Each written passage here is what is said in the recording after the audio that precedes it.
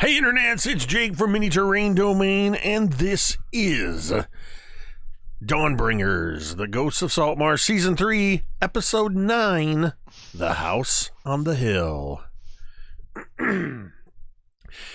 It's Thursday night, so it's Dawnbringer night. Every Thursday night, except for when it's not, we play at 8:30 p.m. right here, and what is going on, you guys? We just fixed this!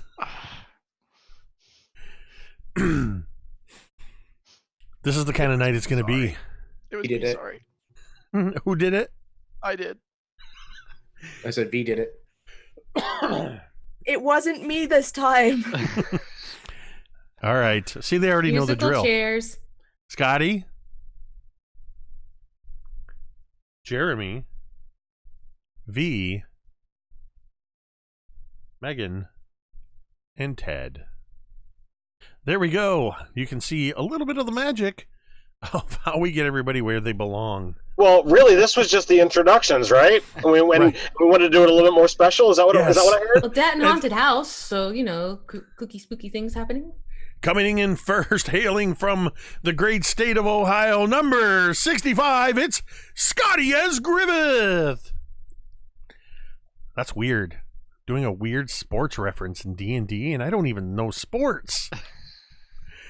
All right, we're going to go ahead and actually start playing some D&D here in a minute.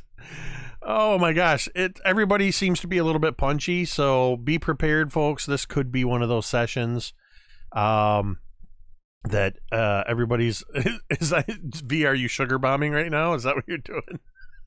Or sugar loading? Excellent. I love it. All right, so as I was saying, every Thursday night at 8:30 p.m. Eastern, we play Dawnbringers, and this is Season 3, Episode 8, The House on the Hill. And we're very glad to have Megan back with us. We're always sad when we're down a Dawnbringer, but everybody's back. Do a couple of real quick announcements, and then we're going to get into the game. So if you take a look at the bottom of the screen, where the scroll thing is going on over there below Megan, you'll see the icons for Jasper's Game Day and for Initiative Coffee Company. If you type !Jasper in the chat, you will see a link come up with a direct link to donating for Jasper's Game Day, a wonderful organization that is dedicated to raising awareness and preventing suicide through tabletop gaming. Mini Terrain Domain is proud to be a sponsor with that organization, and we support them wholeheartedly. Any money that is donated to them goes to fund suicide crisis centers around the country. On that same note, Initiative Coffee Company, I've also partnered with them. You can type !coffee in the chat, and you will see a link to where you can purchase your very own Mixtape roast coffee. It is a medium Brazilian and Peruvian roast that I have partnered with Initiative Coffee Company as part of their, I think it's the same as Jeremy's podcast. I think it's called Help Action. And for every bag that you purchase, 12-ounce bag that you purchase of Mixtape roast coffee, $3 of that goes to benefit Jasper's Game Day. I want to say a big thank you. If you look down below Jeremy in the lower right-hand corner, you will see the D&D Beyond logo. That is because D&D Beyond has granted Mini Terrain Domain Insider access, and that is why all Mini Terrain Domain D&D games are powered by D&D Beyond. You can simply mouse over the screen on Twitch, and off of the left-hand side, you will see a list of the characters, their current statuses, and you can click through and see the actual character sheets as well. Finally, down in the bottom there, you will see a scroll that is explaining domain dice. For a tip of $5 or a cheer donation of 500 bits, you can purchase a domain die. You can see above my head as they are indicated here.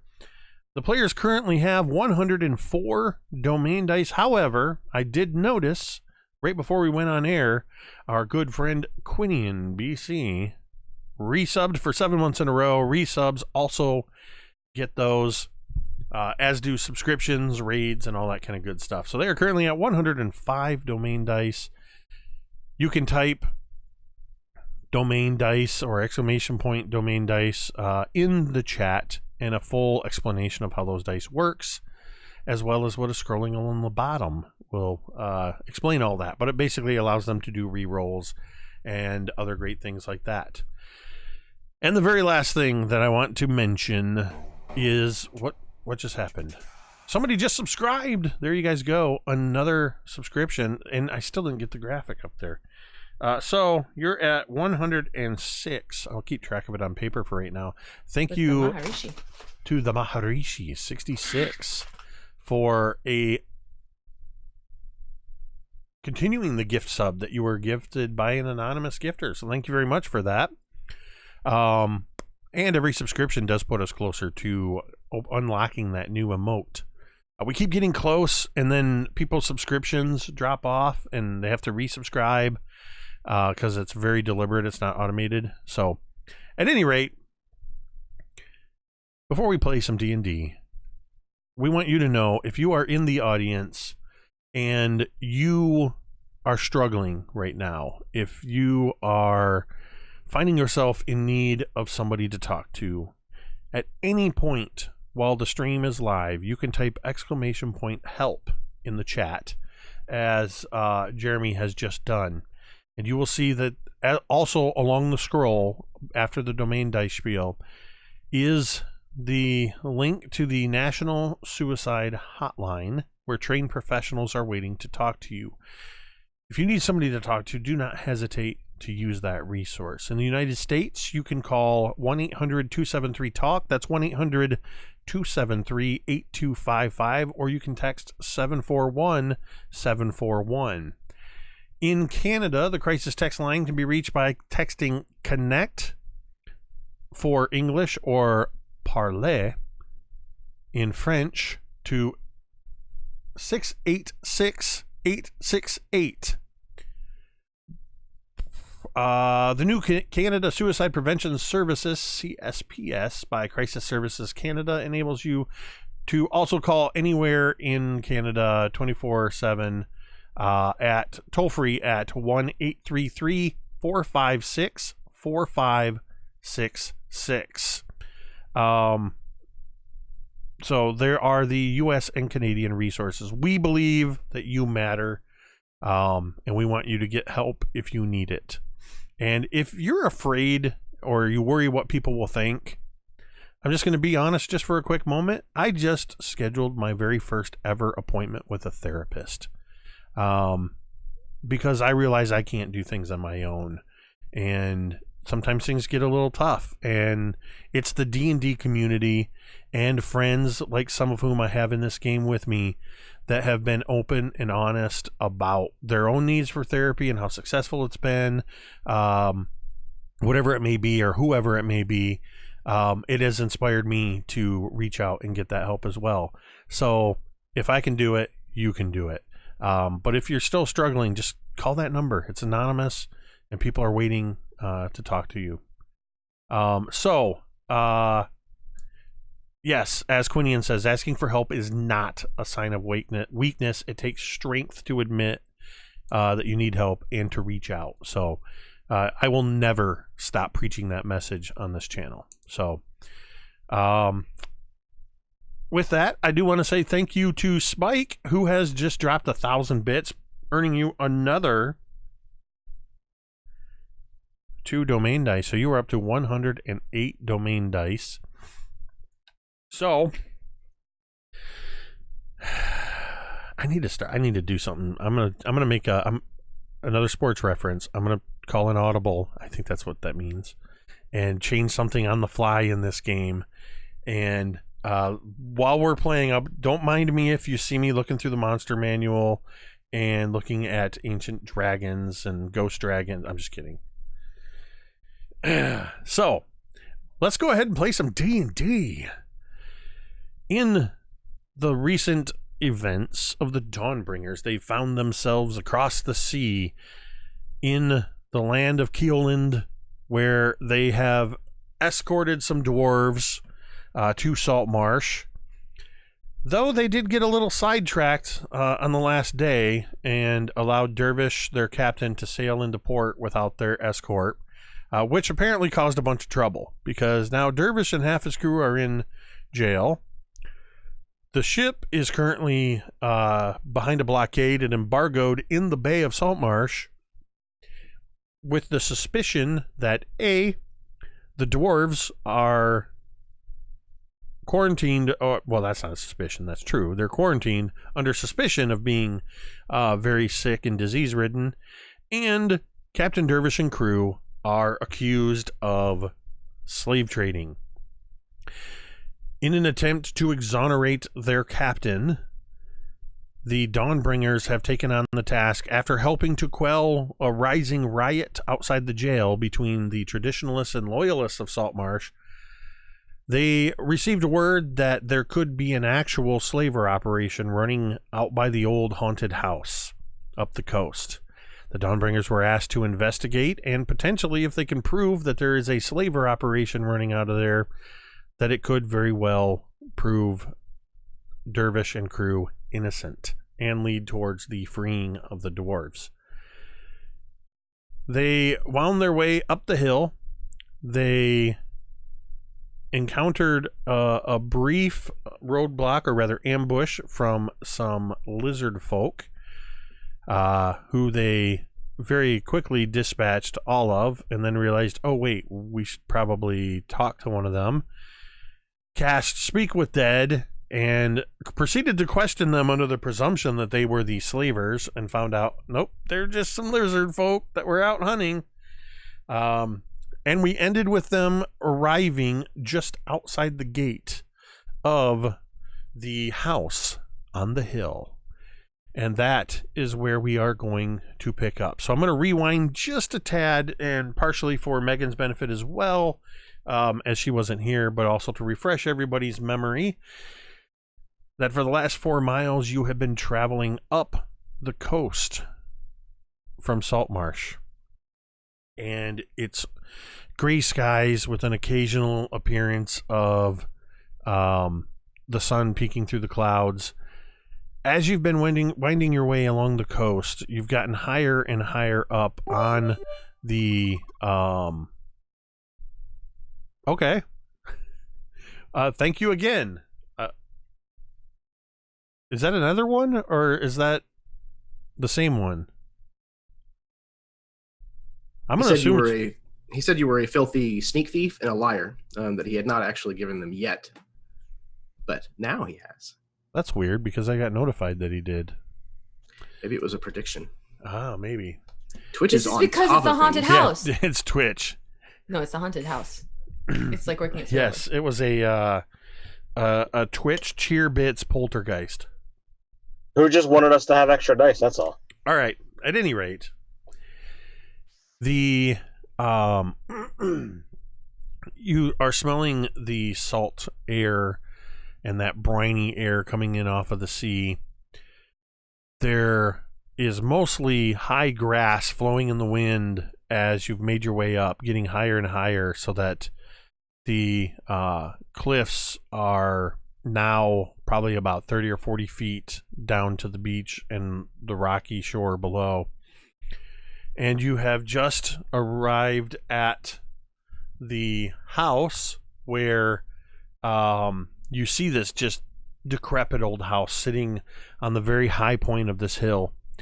All around it are the ruined, crumbled remains of a stone wall, exposing much of the interior grounds of the house. An ornate metal gate is lying open just at the end of the road leading into the property. It is partially open, and in the breeze, it's swaying back and forth ever so slightly.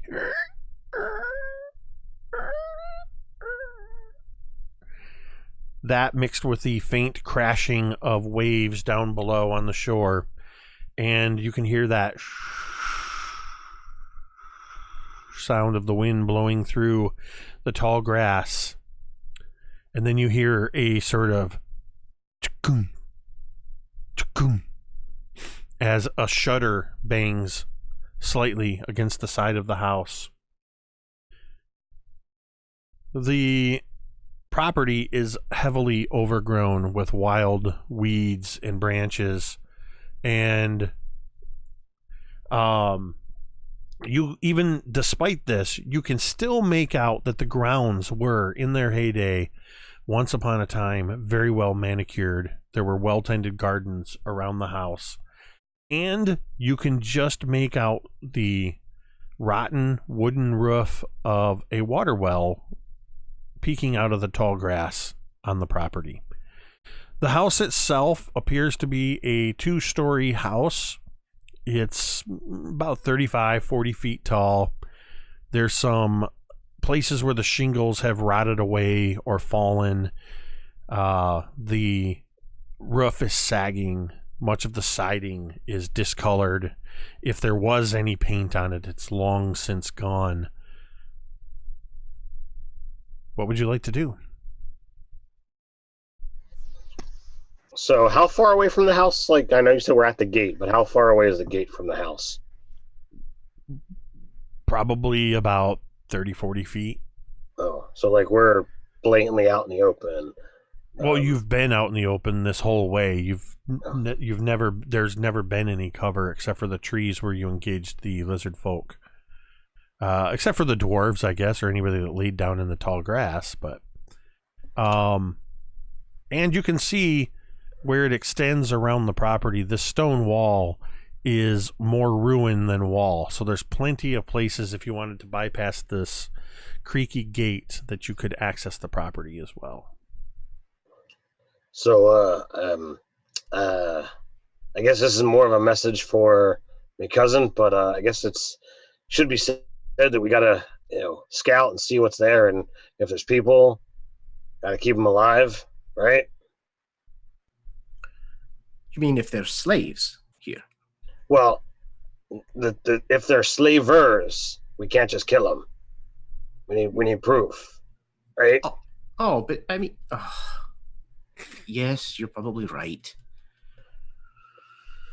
I'll do what I can. I can't make any promises, though. But what you can, you just have to control yourself. Like that'll happen. So, how are we doing this? Can I backtrack a little bit? Sure. Okay. So after the battle with the lizard man and they were doing the whole speak with the dead, I was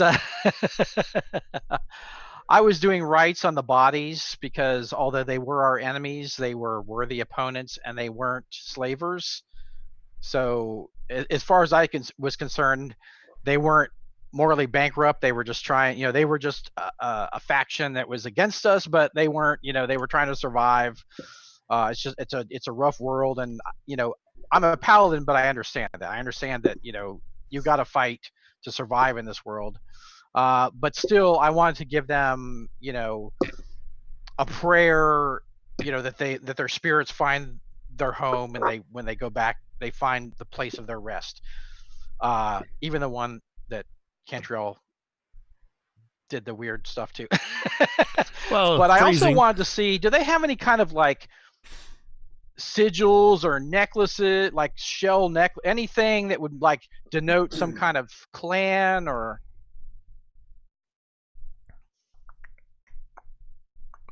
Give or me an a tribe? investigation check. Okay.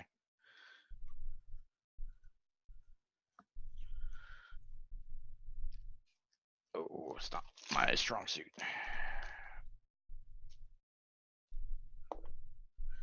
Uh, 10. Anything that they have is very minimal. Their shields were made from repurposed large turtle shells.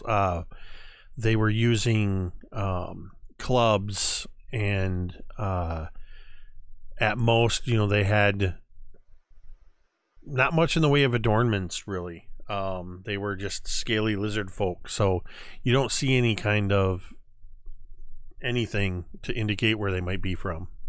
Okay. No symbol emblazoned on their turtle shell. Okay. Nope. Okay. So, yeah, back to where we were. All right. So say it again. How do we want to do this? We could go up to the door and ask them. Sure, go knocking on the door. Say, hello there. Are you a haunted house? The slavers, are they not here? That hasn't been determined yet. We walk up and say, "Hey, are you a haunted house?" I doubt they're going to agree that they are a haunted house. Nor would they probably admit to being slavers. Right. So I know. Do we play the wee babes lost amongst the woods? They're deceptive people, Fig. Do you know what that means? Just going to make our job a lot harder. So I know most of us are not the stealthy sort, and we're not all that far. So if anybody's peeking out the windows, they've already seen us. So Cantriel, do you see anything through the windows?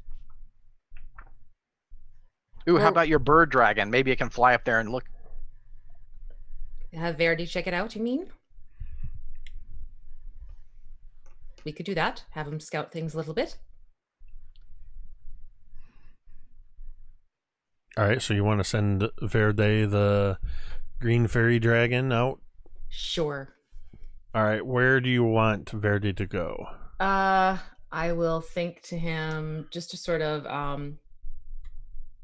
more so than peeking in the windows, maybe like kind of stick towards the eaves and stuff of the house and see if they can hear, and if possible peek in without being seen. I need to get his stats opened up, don't I?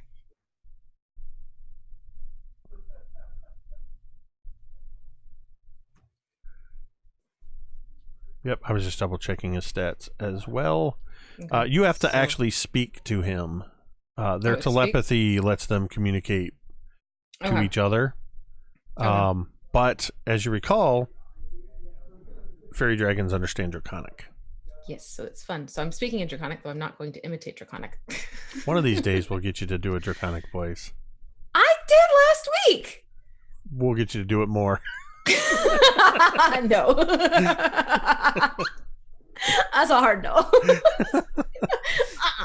All right. So stealth for him? Yes. Okay. Oh, he's got some good digs too. So that's a 15. And you said keeping near the eaves. Did you want him going up to the first floor, the second floor? Sort of like do like a perimeter check, basically. Okay. So I'm gonna need 3 stealth checks. Okay. So Well, actually 4, one for each side of the house. So you got the first one. Okay. As he heads around the west side of the house. Okay. And then that is going to be 11. Okay. And third one is going to be a 7. This is not my Famos die. I need to find my Famos. Did you say a And the 7? Yes, a 7. Okay. And the last one is going to be a 13. All right. So There it is.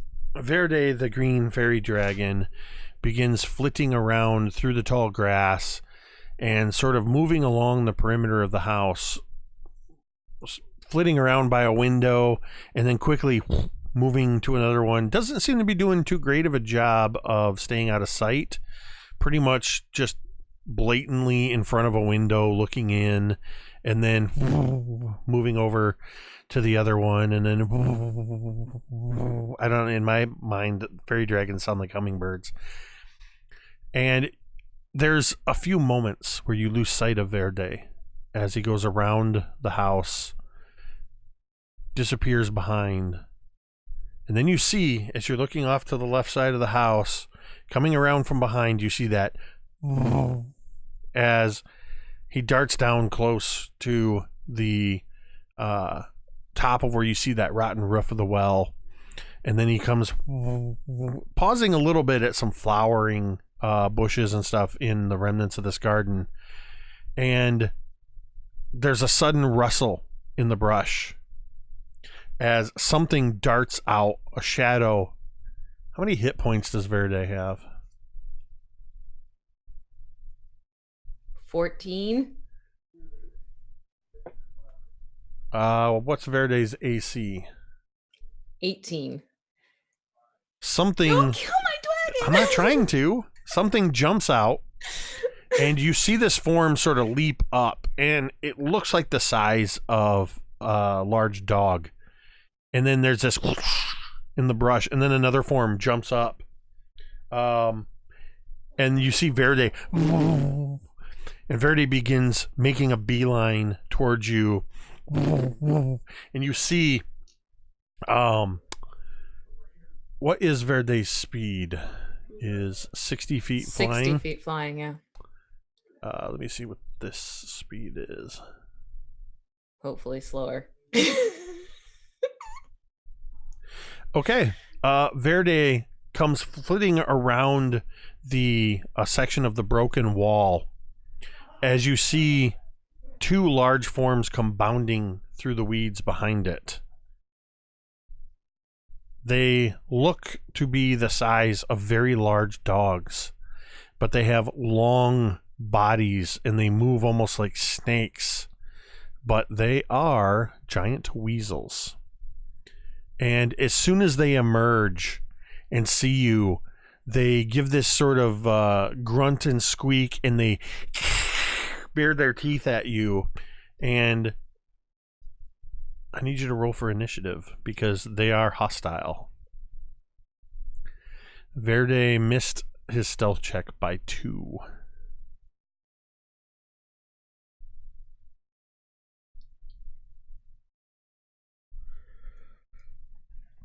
You guys haven't even stepped foot on the property yet, and you've triggered an encounter.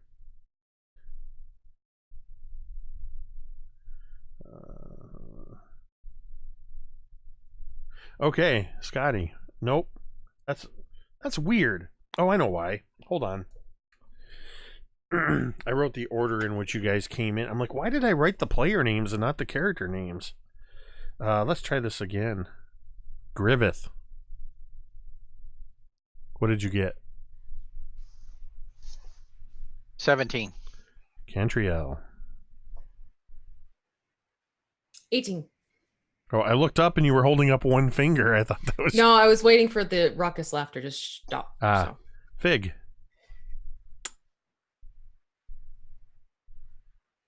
7. Also, V, we were off air when you explained why there might be laughter, so... Oh, yes. We're doing a double game in my house tonight. There is the streaming game that is this, and there is a live game down in the basement. Thorgarn. I also have an 18, which is a huge surprise because I never roll well on initiative. Talmud. I also got an 18. All right. I'm gonna guess that Cantriel has the higher dex of the three of you. I have a 6. Goodness.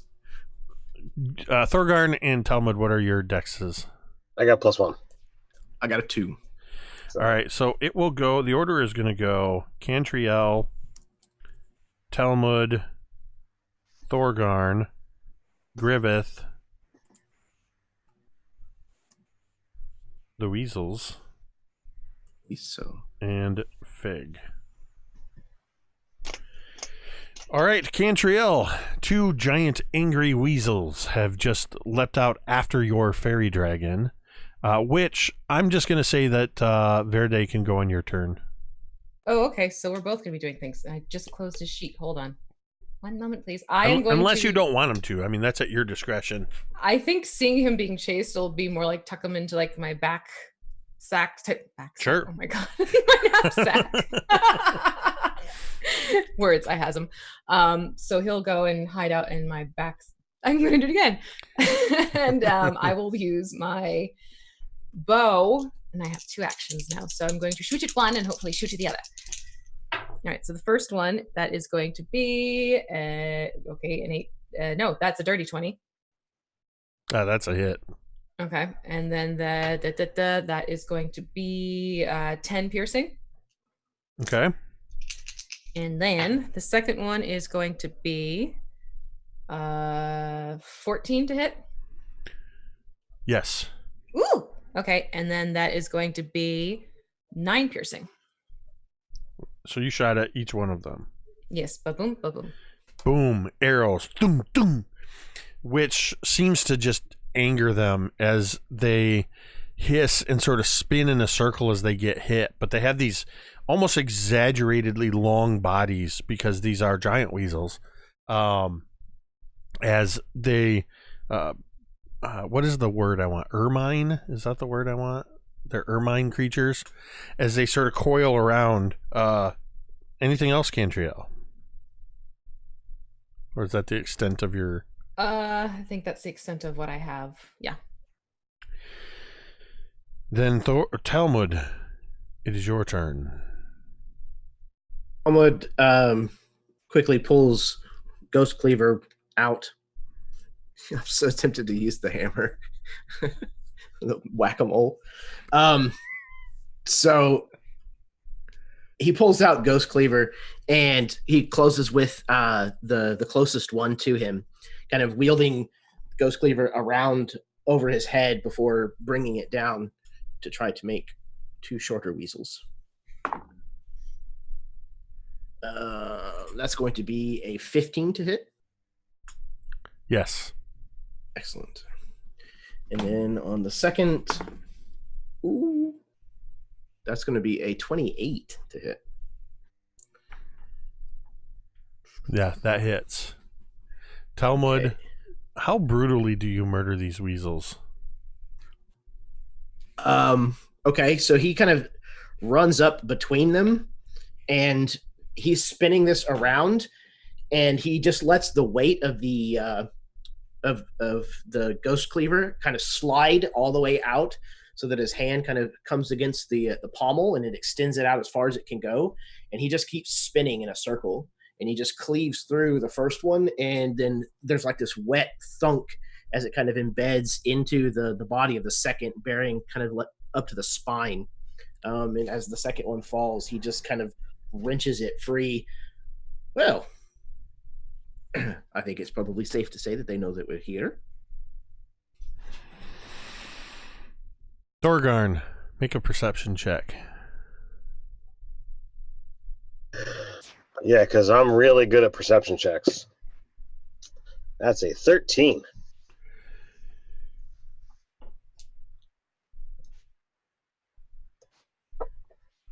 Cantriel, what's your passive perception again? 18.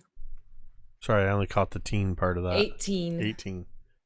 So you just catch that just a little ways into the yard where these weasels came from. You can see the grass moving against the wind. You see, and it's in more than one spot, that you see the grass.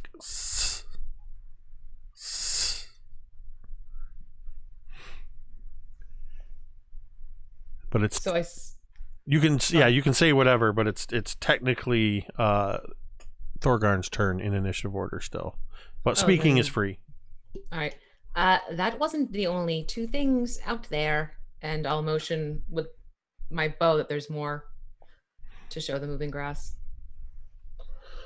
So, I will guess I will draw my weapons, move to, I guess the front or next to Talmud, and hold my action for if something comes within range. Does that work? Okay. Griveth? Okay, I have a passive perception of 16. Do I see them too? Nope. Well, Okay.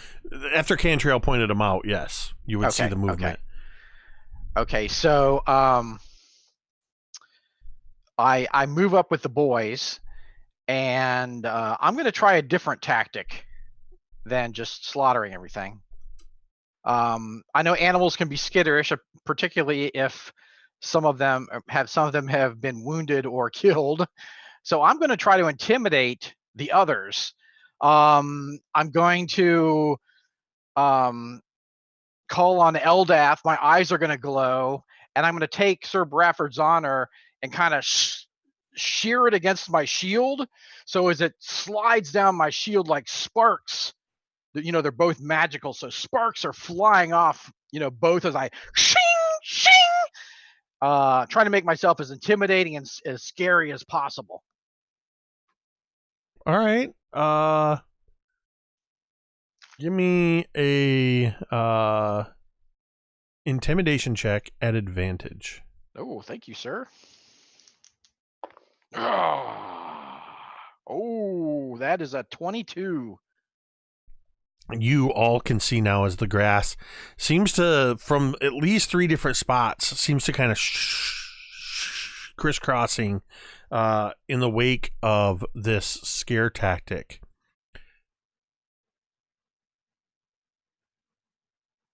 And then the 3 spots seem to sort of converge. And you hear, Cantriel, you see out of the corner of your eye, over by the gate, you see movement. And then you the rest of you hear this as something pushes against the gate, slipping out through it. As you see 3 more forms coming out the gate. But these are the size of puppies. As 3 very young giant weasels come bounding out and sort of darting around in the road near you, but not coming close. They sort of do that animal thing where they kind of move close towards the fallen giant weasels, and then they pull back, and they're intermittently moving forward and pulling back. Griveth has scared them too much for them to come right away, but they seem to be trying to get to what you could surmise are probably their fallen parents.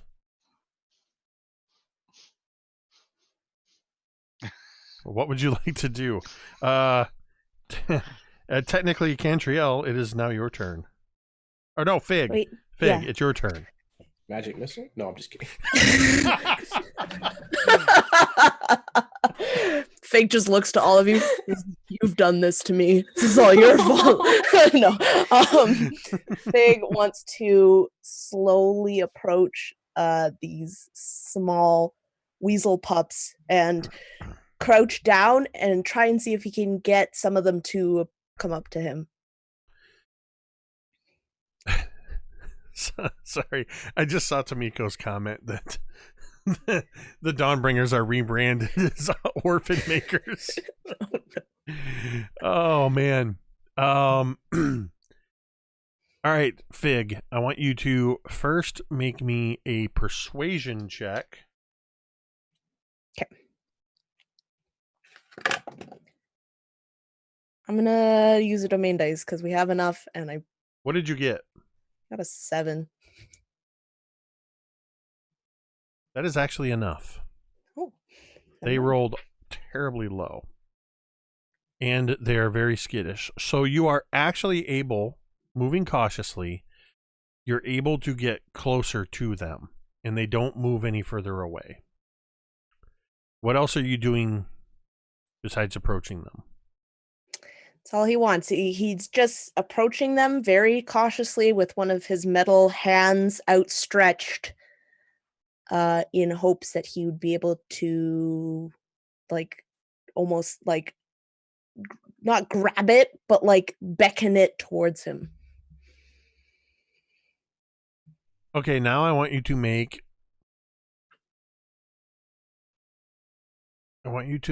a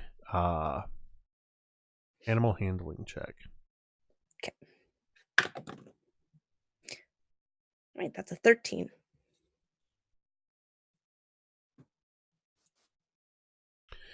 They are sort of ermine bodies twisting and moving around each other, almost so close that they seem like a singular entity. And they sort of move closer to you and are just moving, towards your outstretched hand. Sniff and pull back. Sniff and pull back. They don't like fully let you pet them or anything, but they do seem to be somewhat subdued. For all intents and purposes, you are now out of combat. How would you like to proceed, Orphan Makers? I mean, Dawnbringers. I'd like to hug the babies. Figures. I roll well for initiative and don't get to do squat. Fig would really like to grab one and hold it. You need to make a I'm gonna have you make an opposed dexterity check. Okay.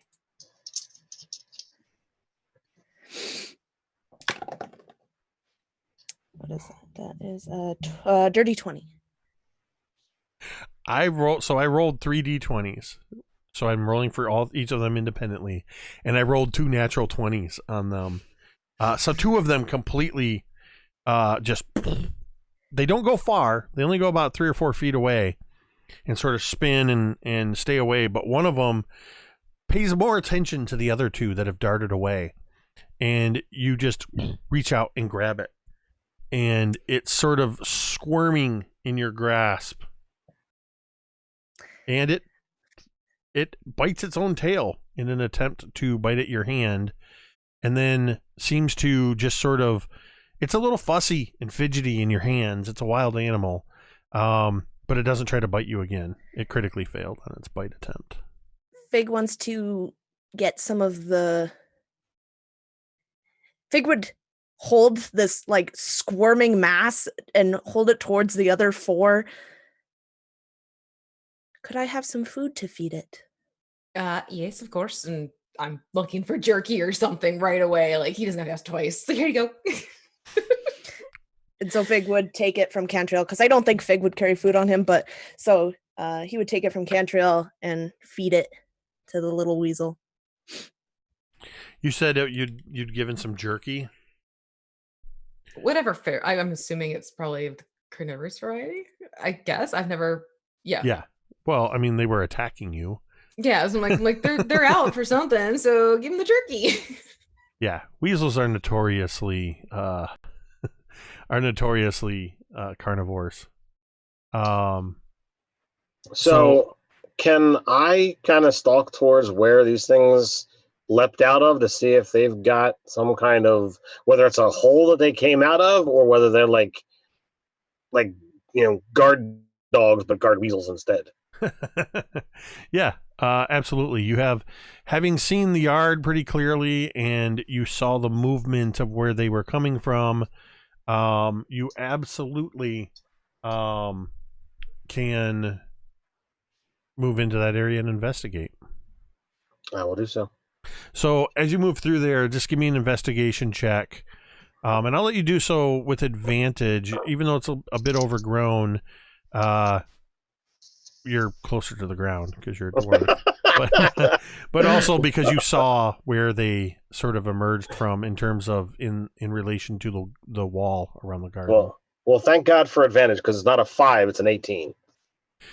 After just a couple moments of looking around, you see an area near a broken section of wall where it's trampled down, and you can see that there's a good-sized burrow up under the wall, and it looks like this family of giant weasels had made a home in the garden.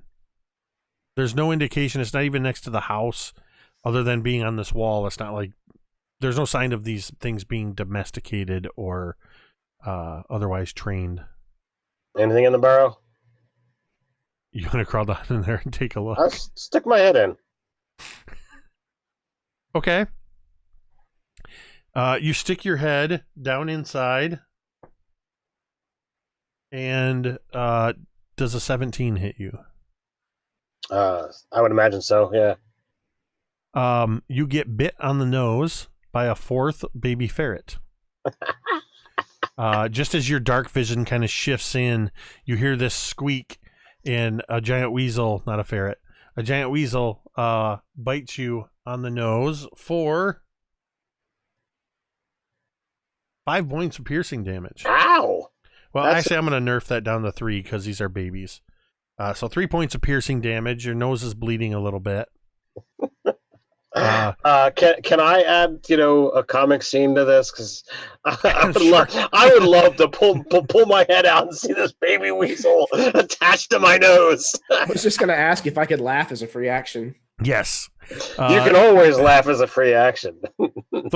Thorgarn's investigating, and he takes a look in, and you see him kind of get down on all fours, and his head disappears below ground for a moment, and then you just hear this sort of squeal, and you're not sure if it was an animal or Thorgarn, and then he pops up, and he's just batting at this writhing puppy-sized form that is attached to his nose. Blood is running down his face, and it's sort of angrily squeaking and thrashing around. So I'll just pull it off and drop it to the ground, see what it does. You drop it to the ground, and it chitters angrily at you. It runs a couple circles around you, and it darts back into its hole. I would like anybody who has had. I'm gonna say, and not anybody. I'm gonna say Thorgarn, Cantriel, and Fig, because you've been directly interacting with these babies. Make a nature check for me. Oh, you're all diseased now. 11. 14. You know what? I want to use a die just because we've got them, and Oh yeah, you guys should be using those for every roll that's low. Wait, can I use one too then? Yeah, you got 107 of them. I Use them. I use. So 19. I don't think V's roll was much better. I got a 5. Thorgarn, actually, you're the one. Probably because you got such a close look. That's what I was gonna say. You were able to determine that these giant weasels, while they are indeed young, they seem to be of a maturity level that they could survive independently, since their parents are no longer around.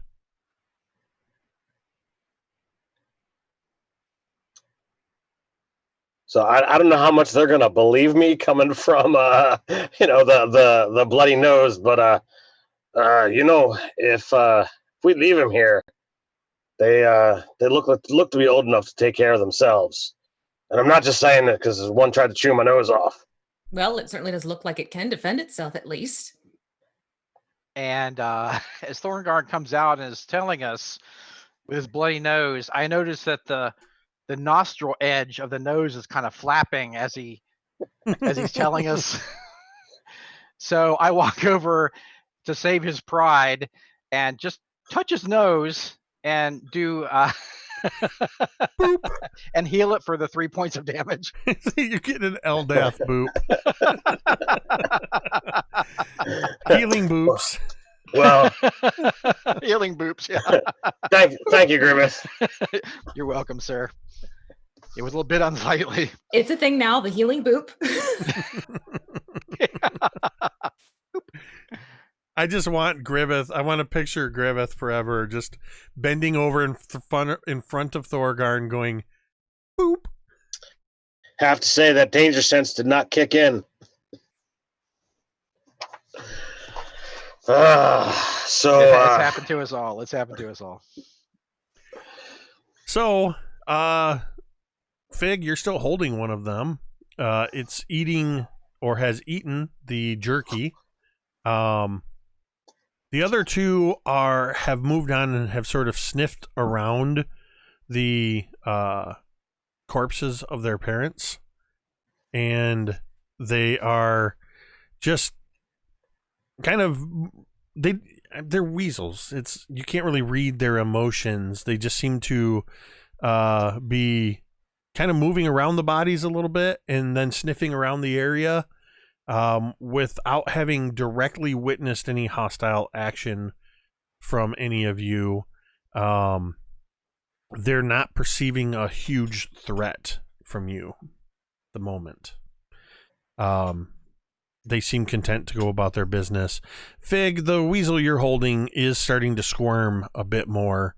And being a weasel, it's even more so than like if you're holding a squirming puppy, they already get that. Oh, now it's a weasel, so they like pretty much are just twisting and turning. And if you had it's a toddler flesh, and it's a car seat. yeah, if you had flesh, your hand would probably get tore to ribbons from this thing trying to get out, but it's just scraping against the metal of your hand. So Fig is kind of like stroking the fur and petting this weasel and just kind of looking at it from, all angles. He's very transfixed on this weasel body. But once it starts to squirm, if anyone's looking, you can almost see that Fig kind of panics a little bit. And you see he puts his hand on the weasel. Easy, Lenny.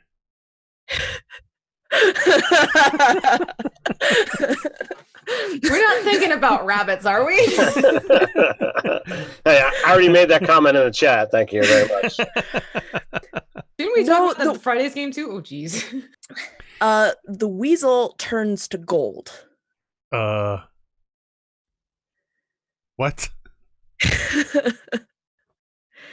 Yeah. Like, it just turns solid gold? Yep. Yeah, I have an ability where I can change one non-magical object from one substance to another. How long does it stay gold? Is it permanent? No, only for an hour. And then what? And then it turns back to normal.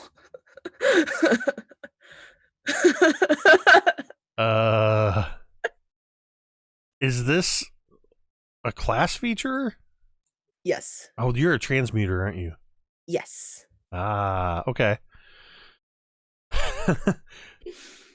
Okay, so you guys just witnessed Fig turn this baby giant weasel into a golden weasel that looks like it could easily be worth about probably 300 or 400 gold pieces at least. Fig, it is also considerably heavier. Yeah. You see Fig. He looks. I did not mean to do that. Well, it's fine. You know. They go back afterwards, right? Sell it. I think so. Nope. Griveth, do you remember that bug I gave you? The golden bug? I sure That do. was- It tickled.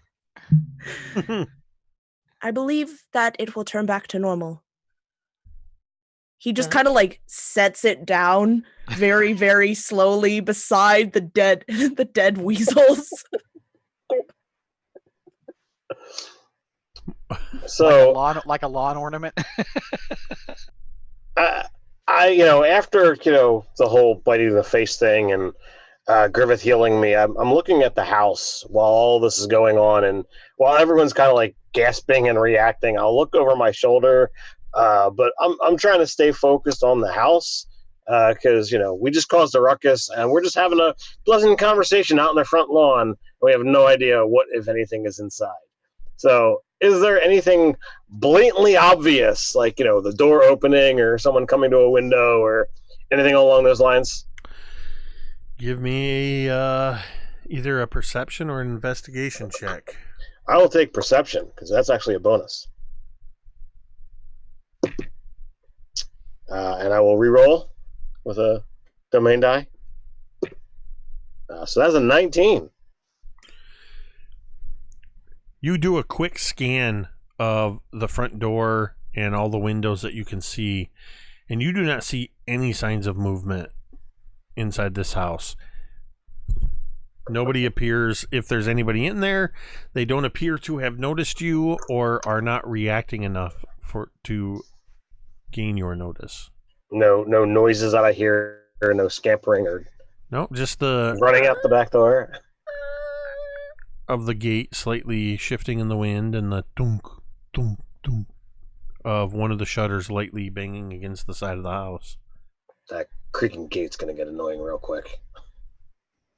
Well, for all intents and purposes, up until Griveth started dragging his sword up and down the shield, you had actually not made a lot of noise above normal conversation.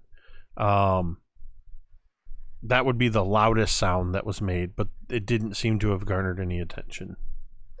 I don't know. I think I would have made some noise with the weasel bite in my face. True. I guess there was a dwarven yell.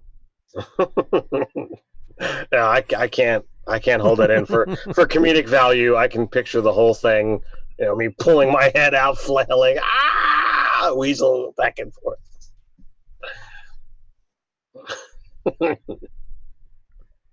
So I guess I'll turn back to the Dawnbringers and be like, so what's next? I guess we go check out the things that go bump in the night in that place. So I'll, since I'm already looking over my shoulder, I guess I'll, I don't often do this in stream, but I'll ask Father Freller if he's actually a spirit. Does he sense anything going on, here with the house? Does it seem spooky or undead to him? Father Greffin, sorry. He doesn't have any particular abilities that would allow him to sense undead. But he gives the indication that certainly creepy as all get out. Well, thanks. So I guess I'll look back to the group, front door, back door, hole through the wall.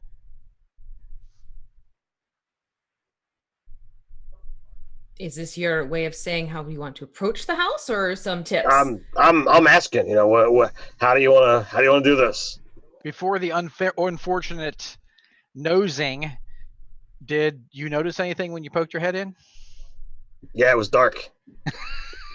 But I wasn't looking at the house. I was saying what was in the hole. I was looking to see if these things were kind of trained or whether they just kind of moved in. And it looks like they just moved in. Well, I think they know we're here already, so let's just storm in. All right. Let's do this. Kick in the doors it is. Let's kick it in. Gonna Leroy Jenkins the house. Yep. Well, I mean, we're not gonna go in yelling and screaming, kicking the door, but if it's unlocked, we'll just step on in.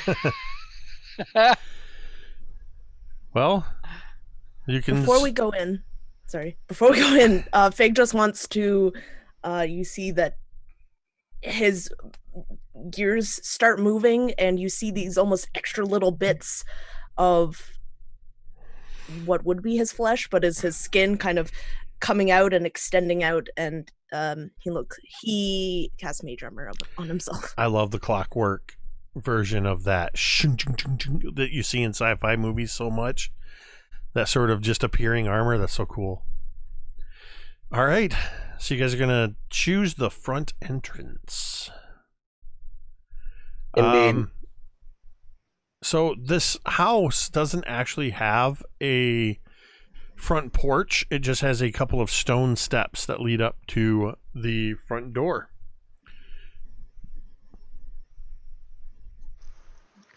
Are you just opening it? You kicking it in? I'm going to go right up and open it up.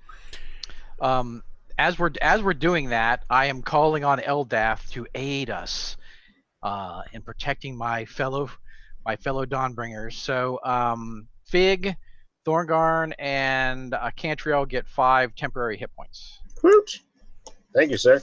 You're welcome. All right. Thorgarn, you grasp the handle of the front door. Indeed. And it opens with a bit of a into a dirty entrance hall. Immediately, just inside the room and to the left, you see a corridor leading into the west wing of the house. The walls in this area, which is about 30 feet wide, this whole grand foyer area is about 30 feet wide, about 35 feet deep. The walls are bare and bits of broken and smashed furniture litter the floor. Ahead of you, on the far wall to the north, is another corridor leading towards the rear of the house. So this is no small shack. This is a no. This is a pretty good sized house. Wow. A staircase on the eastern wall climbs to the next story, reaching the next story at a balcony that overlooks this entrance hall from the north and west sides. I think that's right. Yes, from the north and west sides. The stairs look like they're intact and they're probably safe to climb, but the railing of the stairway and the many parts of the railing of the balcony are broken in several places.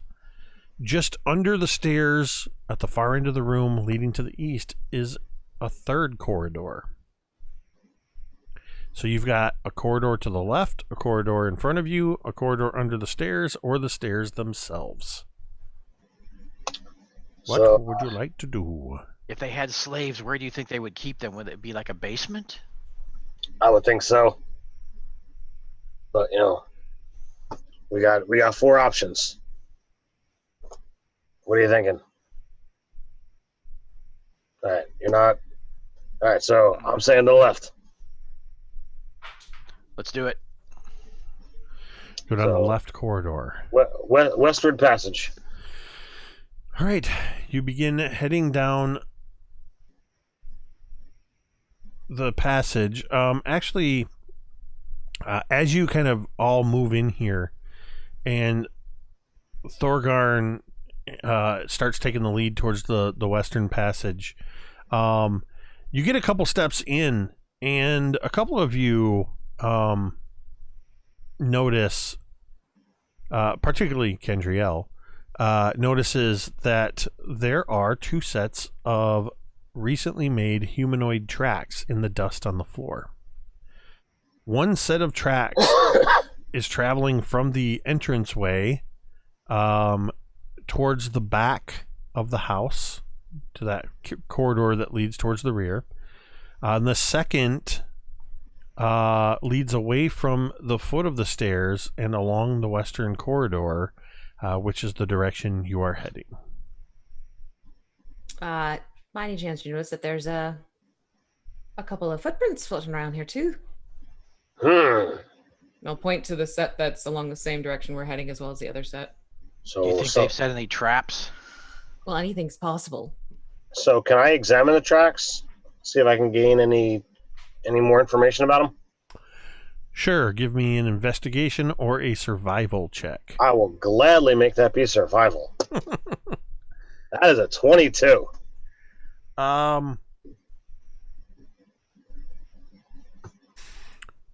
You can't quite... There's enough debris and stuff here that you can't quite determine what type of humanoid made these. They look like they could be scuffed boot prints moving through the dust. But you can tell from the disturbance of the dust that these footprints are relatively recently. An old house open somewhat to the elements like this. If these footprints were more than even a few days old, they would probably have started to dust over more. So does it look like there's one set of footprints? And could I gauge a size based on the foot? About all you can tell is they seem to be roughly medium-sized humanoid. But definitely one person? It looks to be one set of tracks. So looking closely, these tracks are, at the very oldest, only a couple of days old. So this is definitely seeing some recent use. and they were heading in the direction we're going. Right, so have your weapons ready just in case they're still here, and we'll find out if we have someone to talk to. And remember, don't swing to kill, Talmud. Oh. So, does anybody think this place is actually haunted? Well, it depends on what you mean by haunted. Well, I'm here, so technically, yes. Same. Spirits or the like. Griveth, we traveled with people who have haunted things upon them too. So Do you want me Who to? are we? Do you want me to ask for blessings to see if there are spirits in the house, besides our friends, of course? we want to exercise the house entirely. Do you want me to check? Well, maybe you might want to speak to the spirits first before you send them on their merry way. First Oh, of I all. won't. I just want to see if they're here. Well, I say we go after these tracks and see what we can find before we start, chatting up spirits. Sounds fair. I'm with the dwarf. So I will push on. Yes. Follow. All right, you begin to head down the hallway, which looks to be about 30 feet long. It's a 5-foot wide hallway, and there is a door at the far end of it. And about midway down, there is a door to your left, and just a little bit further down, a door to your right. Are they open or closed? All are closed. So what is the condition of the doors? Do they look in decent shape? Do they look like they're falling apart? Everything about this house has a very aged feel about it. The house itself looks like it was pretty sturdily built, so though everything is weathered, the bulk of the interior of the house has been spared a lot of the elements. So they're not like rotten. They're just old. All right. Well, then I'll reach out and I'll go to the door on my left. Very well. And you're going to open it? Indeed. You open up the room and you can immediately tell that it was once a library. Bookshelves are all around the walls, and most of these shelves are broken, and in many places they have actually been pulled away from the wall. The few shelves that are intact are empty, but there is a small pile of books resting in the southwest corner. Fig is immediately going to. Cantriel's like going right behind Fig. You guys are going to the pile of books? Yeah. I can imagine Cantriel and Fig just kind of like look at each other. Yes. They push past Thorgarn with like The pile of books, when you get to it, they look like they were just haphazardly thrown into this corner quite some time ago. They're covered in cobwebs. Quite a few of them are covered in rat droppings, and some of them even look like they got a little bit of mold on them. All of them are partially ruined, but many of them appear to be legible. Most of them are boring books on histories, a collection of romantic poems. Cantriel throws that one across the room. Those kind of things. But in the pile, Fig and Cantriel, you see 3 books whose spines, you can see the titles very clearly. And they were partially protected as you moved some of these other books. The 3 books that stand out to you are The Magical Properties of Gemstones by the Archmage Tensor, The Magical Properties of Herbs and Flowers by the Archmage Tensor, and The Metaphysics of Mathematics by the Mage Nystool. That's the one that Fig won. Cantriel's grabbing the garden one. She's like shoving the math one to Fig. All right, There you go. what about the Gemstone book? Anybody want that one? If they make mention of it, I like gems. You can just at a quick assessment see that these books are They look to be in partially ruined state, but much of their material is readable. You might, if you could find a buyer for them, you might be able to sell them for about 7 or 8 gold pieces. Fig, as you're flipping through this Metaphysics of Mathematics book, you see that again, much of the text is perfectly legible, but there is, in the middle of it, as you're flipping through, a piece of parchment slips just a little bit, showing that it's not an attached page. This piece of parchment looks like it was torn from something else, and there's a few lines of handwritten text written in common, but most of it has been spoiled and smeared and blotted illegibly, except for 2 words at the tail end of a sentence. And those 2 words are beyond skeletons. I think that while reading and seeing that slip of paper, Fig would open that up and he would repeat those last 2 words aloud. Is that what it says? Not the book. There was a slip of paper inside. What's there now? Fig would nod and show and give the slip of paper to Cantriel. Well, this is curious. Question, Jake. Could I use mending to sort of repair the note?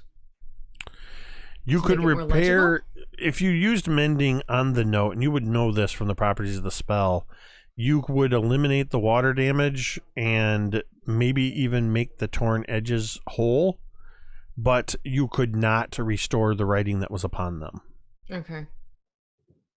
Mending will only fix the physical form Right. of the paper. It won't actually, it can't interpret what was previously written there. Yeah, I was just thinking, like, if we could get rid of like the rips and the water stains, it would help make the ink more legible. It looks like the That's ink was vindicated. washed out by whatever got Okay. it wet. Okay, that makes sense then. So that's not so much. Yeah, it's less Right. that it's covered up and more that it's pretty much gone. Okay, all right. I was thinking like water stains, like a kind of Right. discoloration type of thing. All right. So, door across the hall. All right. Did we see where the footprints led? They Once they got in here? were continuing to the end of the hall. Thorgarn pops open the other room, and I need you all to listen to this description. This room was once a writing room or study of some kind. Against the wall, under the windows, is a large wooden writing desk, partially broken and riddled with damp rot. There are 3 drawers in each side of the desk and a large central door, which is closed, but the others are all open, and 2 of them look like they've been broken open forcibly. So the footprints in the dust don't look like they're going in these rooms, right? Nope. Maybe we should follow the footprints first and then come back and. I mean, we might alert whoever's here if they haven't. We haven't already. I think we have already. It's got to make sure we're not leaving enemies behind us to get flanked. We can search this room on the way back if you want. Sound fair? Mm-hmm. Aye. Head to the door at the end of the hall. All right. While we're moving, I am going to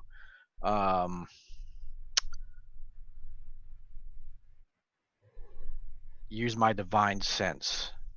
So I want to see if there's undead or around Okay. within 60 feet.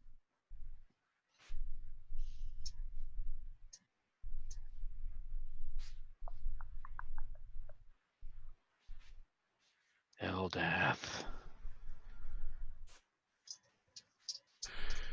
As you reach out and you feel this presence reaching up into the upper levels of the house, extending away from you into the rooms of this level of the house, and even digging down into the hill itself that the house is upon. You do not sense any undead.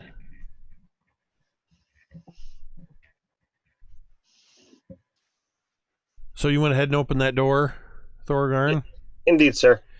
So you open up the door into a room. These other previous rooms were about 30 feet long, basically the full length of the hallway, and extended only about 15 feet in width.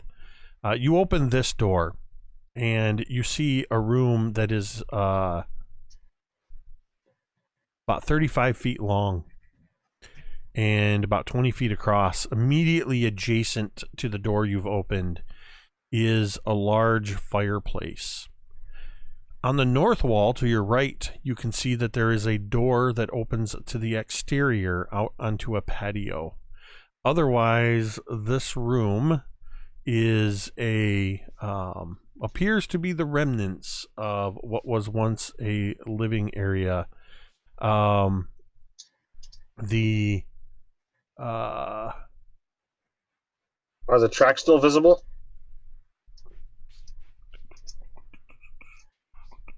Give me another survival check. Yeah.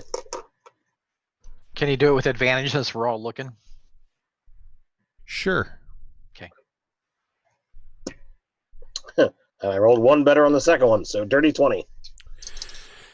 It takes a minute, just the way the light's coming in from all of the windows in this room, but you can see that the dust has been disturbed, and the dust moves from the door diagonally for about 10 feet to a spot more or less in the middle of the room, the north side of the room, where they just stop.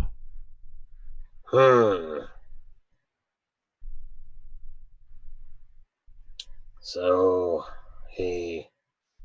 I'll go to that spot. I'll show everybody what I see.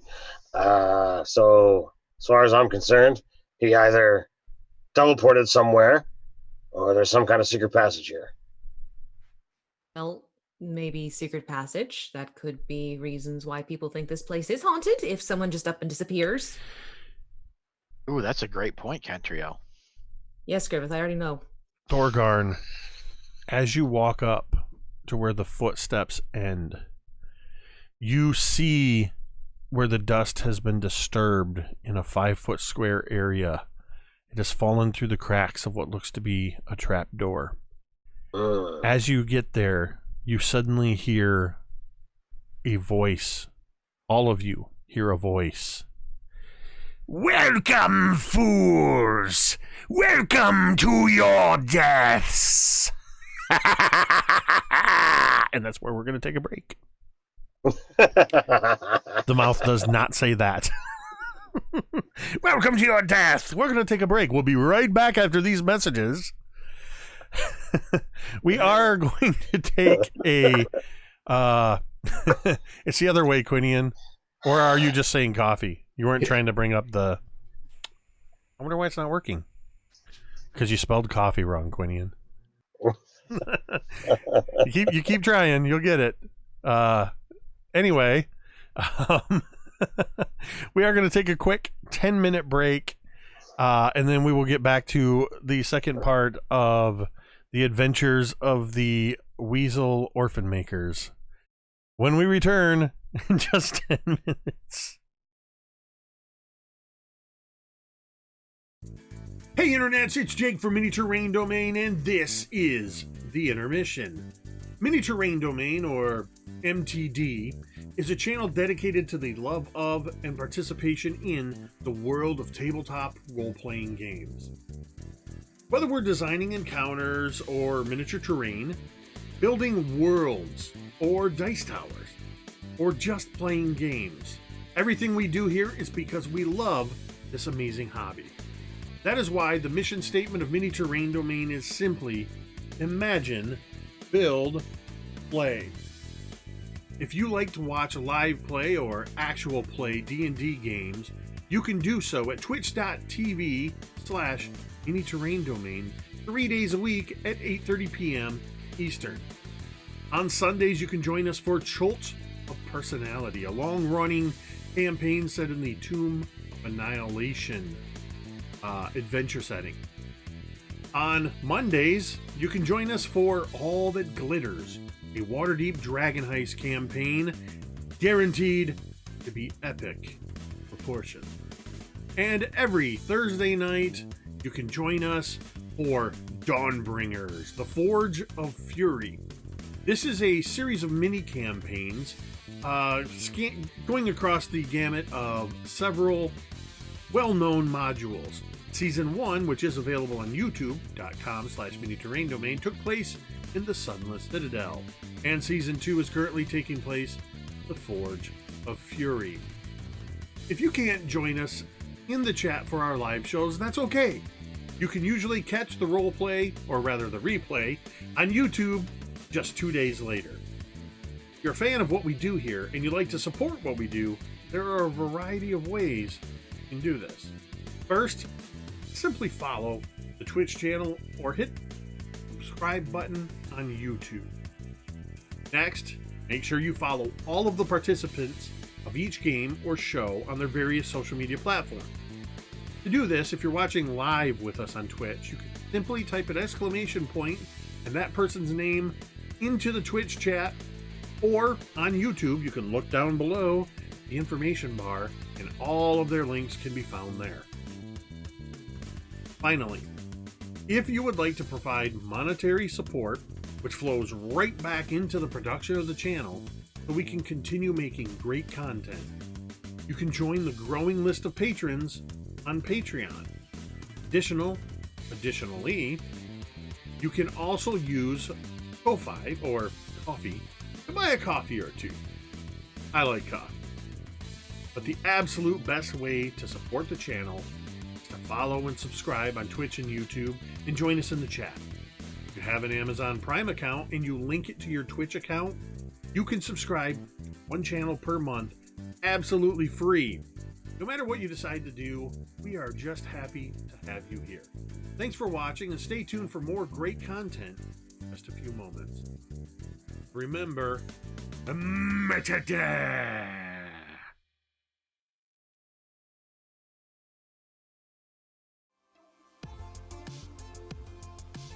Hi everyone, I'm V and I have the YouTube channel, The Crafting Muse. Please be sure to go over there and check it out if you too would like to learn how to make some tabletop terrain, paint miniatures, as well as some game accessories. I'm always happy to have new subscribers over there.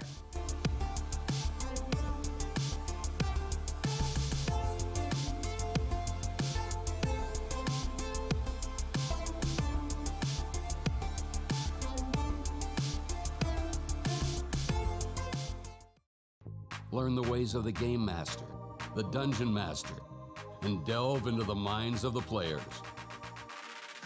If you're looking for adventure, excitement, thrills, and a dice-rolling good time, grab the modules each month and play the campaign with your gaming group with quest givers DM Scotty and DMG.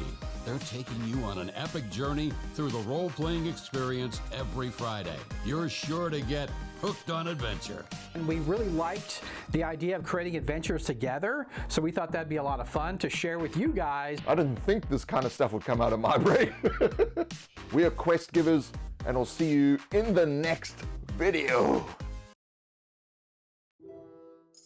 Adventure Mixtape, a music and adventure anthology, is a collection of 4 adventures for the 5th edition of the world's most popular role-playing game. The adventures are setting neutral and meant to be seamlessly dropped into any world that has a large seaside city and a jungle environment. With a bit of adaptation, the environments could be changed to suit any group.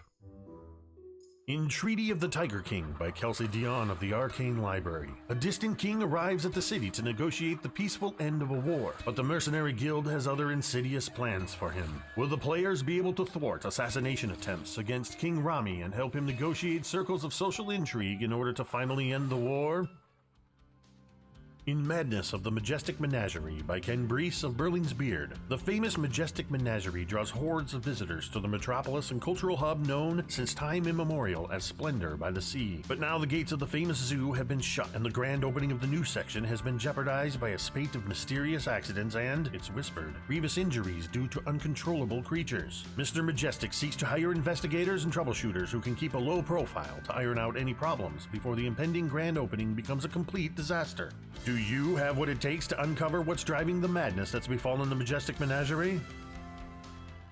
In The Infernal Collection by Sharang Biswas, when an influential fashion designer is found dead days before a major fashion show, heroes are called in to solve the mystery, prevent any further destruction, and help the fashion house prepare for the show.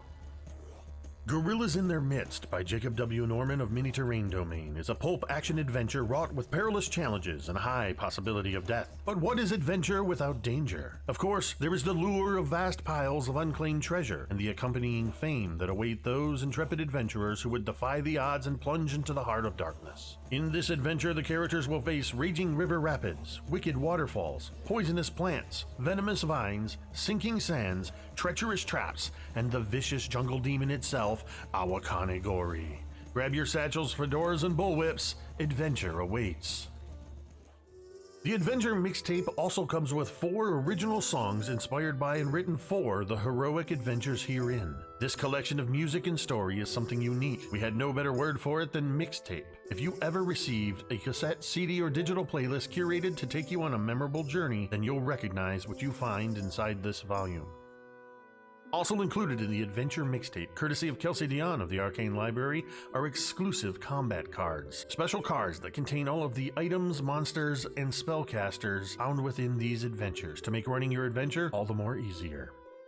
Adventure Mixtape, a music and adventure anthology, is available exclusively on DriveThruRPG.com.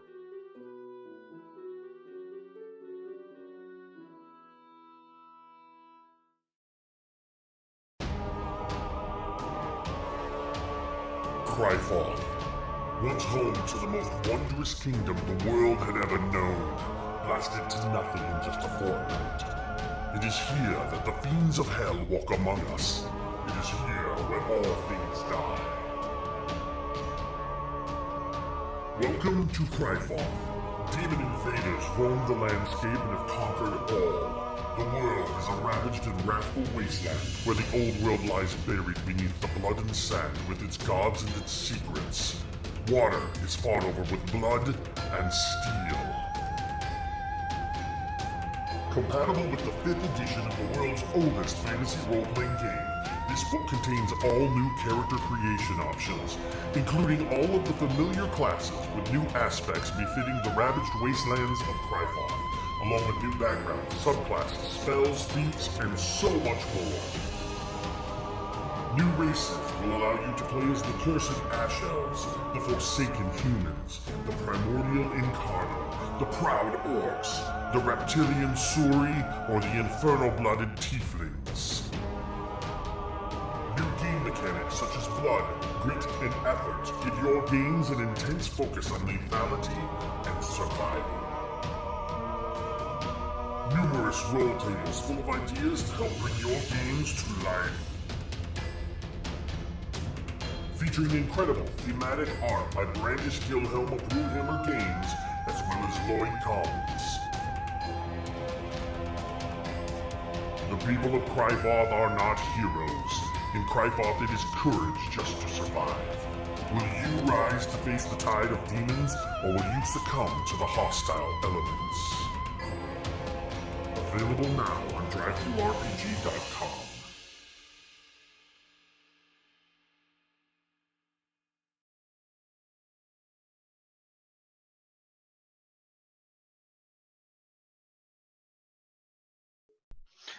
And we're back. Real quick, a note on Cantriel's character sheet on the D&D Beyond overlay. We were doing some troubleshooting on that during the break, and it looks like there's an issue where, for whatever reason, Cantriel's character sheet is set to private, or was. Both V and I have reset that, but for whatever reason, it hasn't taken effect yet. It could be that delay that happen sometimes with D&D Beyond. So apologies. You might just have to wait until next week and see if Cantriel shows up. You can see the pop-up, Lionel, but you can't click through on it. All the other ones, if you click on like Thorgarn, there's next to D&D Beyond, it says View Character Sheet. Cantriel's does not have that. So that is, I'm putting the onus on D&D Beyond on that one. Oh yeah. Scotty only ever remembers us at the break. Scotty wants to say a word about quest givers before we get back into it. All right, guys. You probably know I have my first Kickstarter, Gareth and I, for Quest Givers, launching the 12 module campaign book with the 4 mini quick quests. We haven't made our goal yet, but we've only got 4 days left, so I'm having a heart attack. We haven't made it yet, but we do have 300 people watching, over 300 people watching it. So if you guys will go there and check it out, at least check it out, I'd really appreciate it. And I just want to mention it and thank you.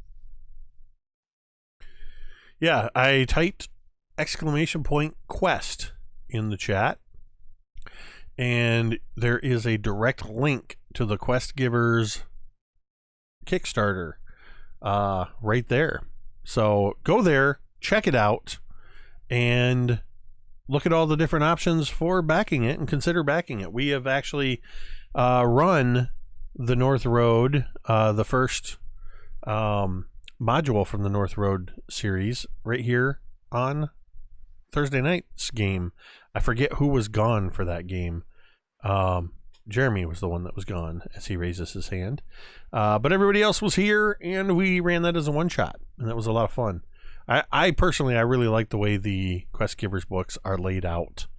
It makes it very easy to kind of put everything together to run the adventure. So check it out. All right, you have orphaned 4 giant weasel babies by killing their parents brutally in the front yard of the house. You have gone into the house.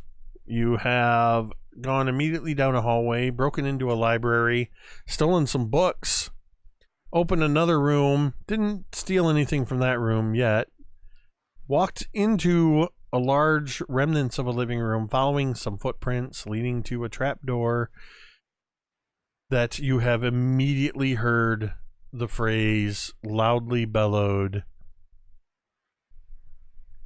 from the trapdoor. Welcome, fools! Welcome to your deaths! And I need everybody to make a wisdom saving throw. Just remember, Dawnbringers, if you fail once a day, you can choose to pass instead. And that's because of the bracer that has been forged by Thorgarn, yes, and then blessed by the church.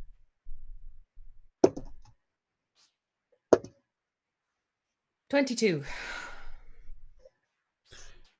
19. 18. 13. 17.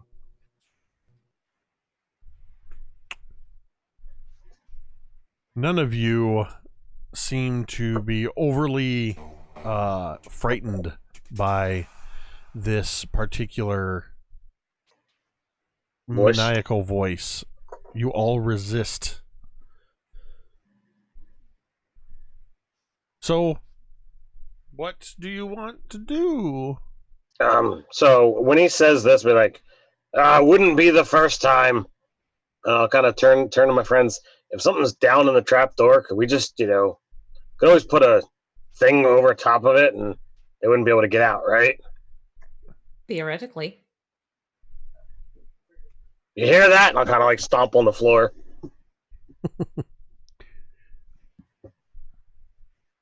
Hello? Are you down there? You don't hear anything. Jeremy, just a side note, StreamJar is a bot that notifies everybody of various things. So, I mean, It's a nice job the bot does. Hey, I mean, yeah, that bot kicked ass. It should be thanked. So, Thorgarn might not think about this, but Fig might. Could that have been an actual person or a magical effect that, was like a pre-programmed when people step into the room? Well, I don't think it's a spirit because I've communed with Eldath and I'm not sensing anything. What do you think, Fig? Would you have thought of that? Let me see if Fig would thought of that. No, that was Okay. a 2. All right. Well, then I will toss that thought out of the brain. And right. So, do we I see where the outline is? Do I see where a handle will be, or somewhere that I could lift up? Yeah, you can see that it looks like it's something that you can just kind of get your fingers on the edge of and lift up on it. All right, then I lift her up. All right. Let's see.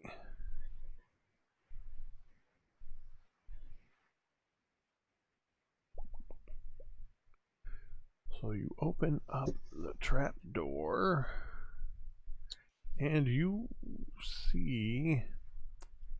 Question is it a trap door? That's what I'm looking to see is how many d6 fire damage you take. Nice. Just kidding. Let's see. That's so weird.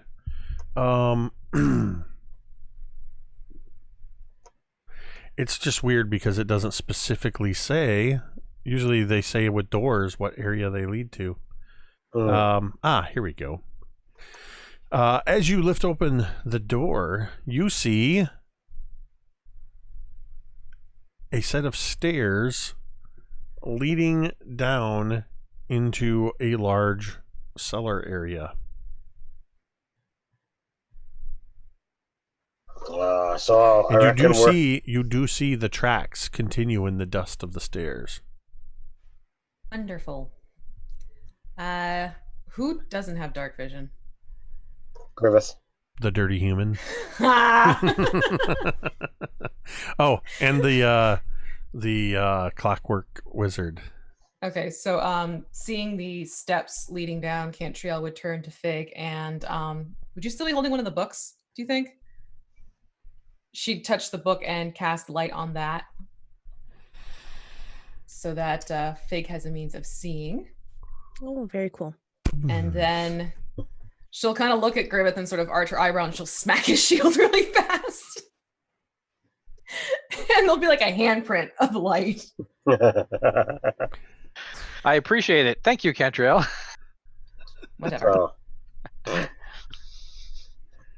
So Thorgarn begins descending the stairs.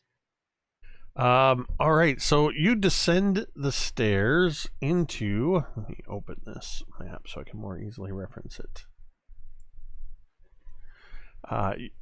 As you descend down the stairs, this room is from north to south is the same 35-foot width, but it extends a distance of about. The full extent of your dark vision, for one, and then a little bit further. So we're down. Are we all down there now? I don't know. Are you? I know Thorgarn went down. Would have followed.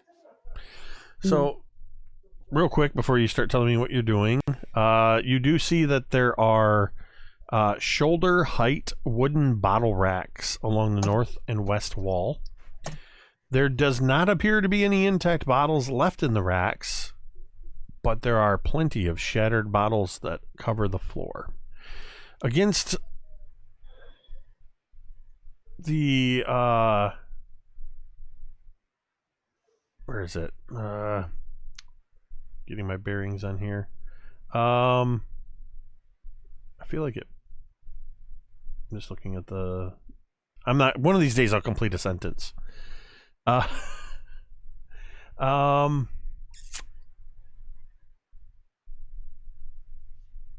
know what? Scratch that. Let me start over. Something didn't line up right here. There are no broken wine racks.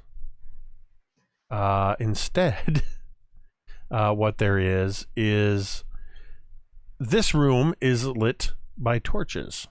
So you can retcon the lighting and stuff. It's the fact that what threw me, I apologize. It's the fact that this door is the only door on this map that does not say leads to area whatever. So I had to decipher that. I'm still going to hold to doing the light because it lasts for an hour. And if we're going underground. Okay. Yeah, I mean, it's fair that going underground, you would think to do that. But this room, the dimensions that I gave you are accurate. But this torchlit same chamber was once a large cellar. But it has since been converted into a living quarters. Along the south wall, you see 10 crude beds, with each one having a wooden footlocker at the foot of the bed. A long wooden trestle table ringed by rickety stools dominates the center of the room. Metal cutlery, cups, and dirty plates sit atop the table. A cook stove is installed near the table, and evidence of recently cooked meals sits in pots atop it. A large ham hangs from a loop of twine near the stove. There are 2 wooden doors on the east side of the room. Fig is going to walk carefully over to the stove and see if it's hot, if it had been used recently, or even warm. All right. So you head on over to the cook stove, and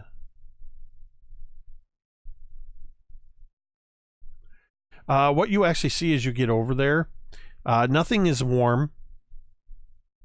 Doesn't appear to have that recently been used, but there are, or rather is, a wash basin near the stove, and some of the pots are sitting in the water, and there are just a handful of bubbles still in the water. It looks like somebody was recently washing pots here. Does it look like maybe it was for one person, or they were like a whole crew? Well, you said there was 10 beds, right? There's 10 beds, and there's a table with several stools and chairs around it. It looks like it was potentially for a large number of people.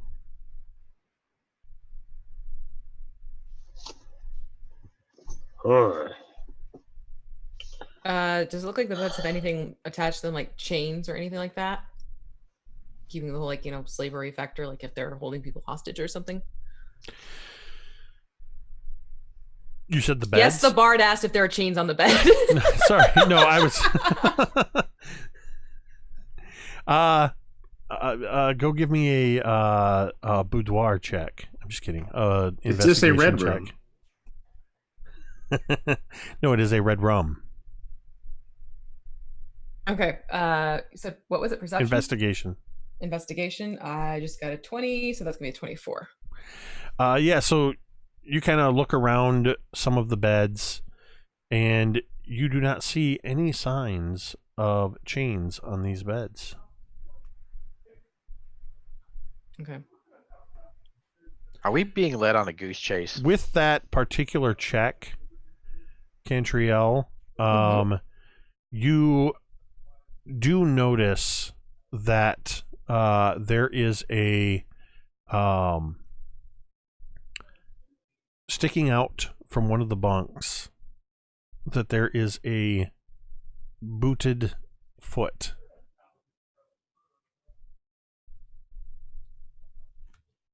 As in, there is a foot in the boot. It is laying on its side in much the way that a boot that has a foot in it would be. Okay, that's all right. So I think I'd like signal to the rest and sort of do like, a shush sound, and get my, what do I have? I think I have a dagger or something sharp, my rapier. Yeah, I'll get my rapier out and just sort of like point to the boot with the foot and sort of be at the ready should this figure start to stir. All right, what's everybody else doing? I guess I'll sit and wait. Trying to be as still as possible. Standing at the ready. Uh-huh. Talmud has gone over to the ham and is cutting a large chunk of it off. Whenever everything goes quiet, he kind of turns and looks. What? You have very poor timing. I'm hungry when I'm hungry. I can't help it. I believe it's called impulse control. What's that? Exactly. Fig is very, very preoccupied by these bubbles. He seems to be popping them one by one. V, roll me a d10.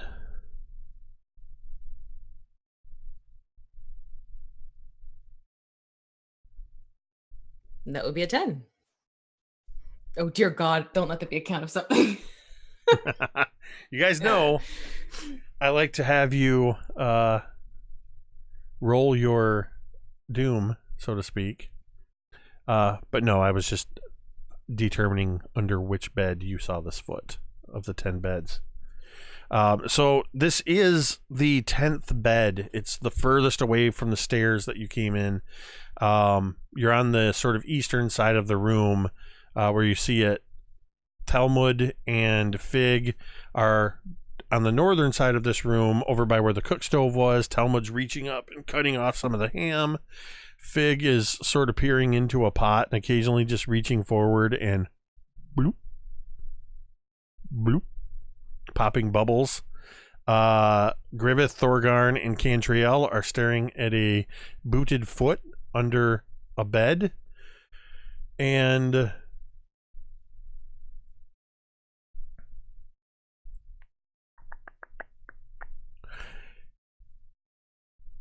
everybody give me a perception check. Ooh.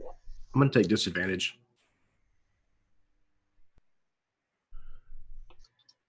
That is a natural 20. So a total of 21. 15. Okay. 25. 21, surprisingly. And what'd you get, Talmud? I got an 8. Talmud is cutting another piece of ham. This ham is so good. Off, but you guys. all hear the sounds of beds being shifted as further along the wall, furthest away from you, several of the beds are shunted sideways and humanoid forms leap up. You caught sight of them, so they don't get the drop on you. And I need you to roll initiative as 5 individuals have jumped to their feet, and they are just double check. They are here we go.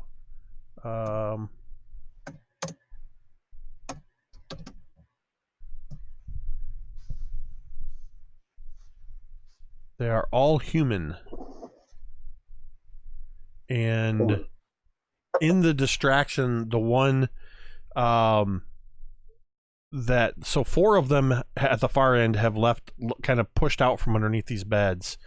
The one that you've got you're poised for, that you see under the bed, shifts but doesn't yet, depending on where his initiative count is, doesn't yet come out. And let me roll these guys up real quick.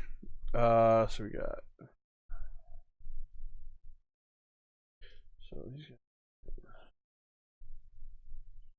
these guys.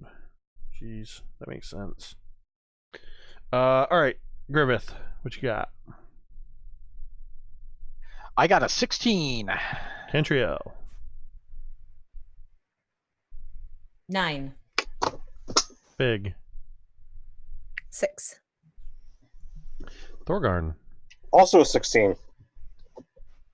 Talmud. 17. And Griveth, what's your dex? +1. And Thorgarn's +1. Also +1, yep. All right, Thorgarn and Griveth roll off.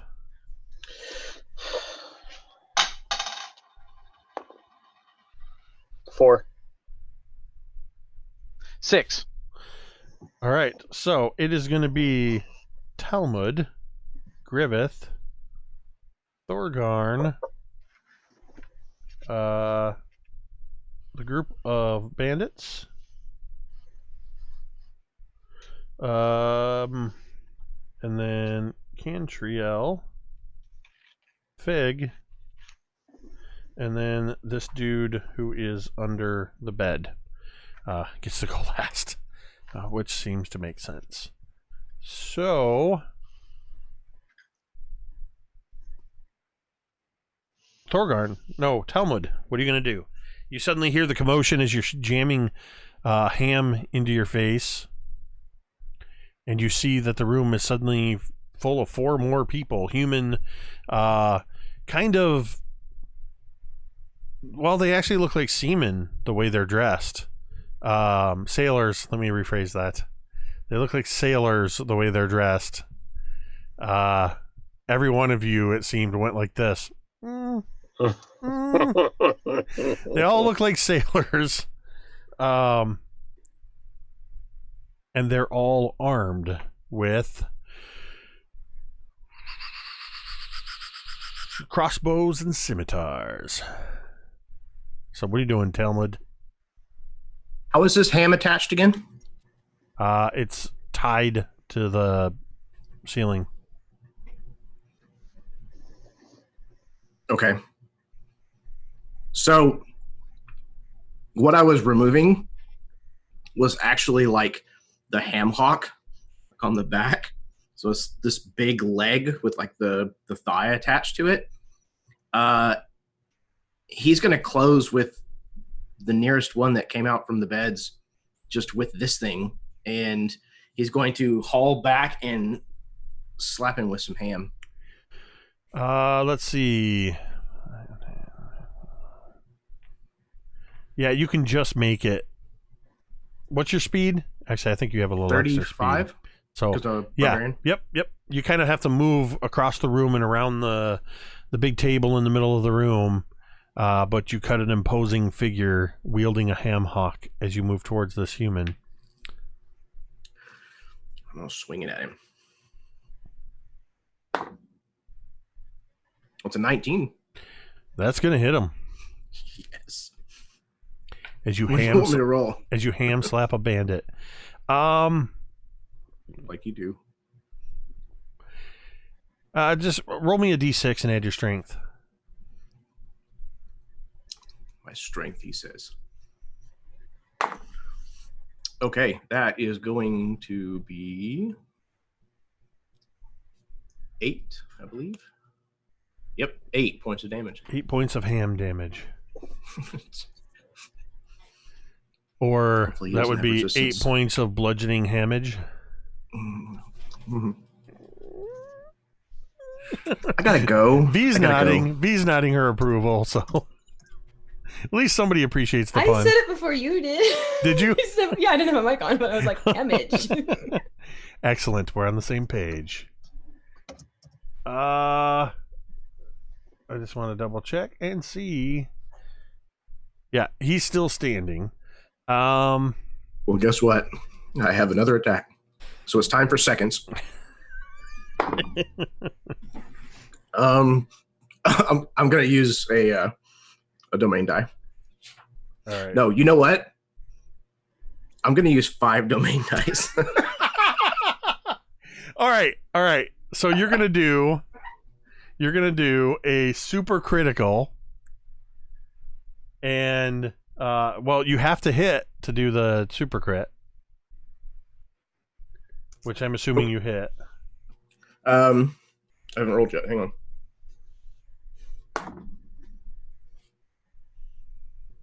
Oh wait, well, the first roll that I made has to hit. Because I was going to use the domain die to. You know what? Because it's re-roll that. Just because I want to see you kill this guy with a ham, I'm going to allow it. Okay. So you were at 106. You guys are at 101 now. Talmud, tell me how you kill this first bandit with this ham hock. So I run over to where he's at, where he's just kind of like come out from underneath this bed, and I just haul off and hit him as hard as I can across the face.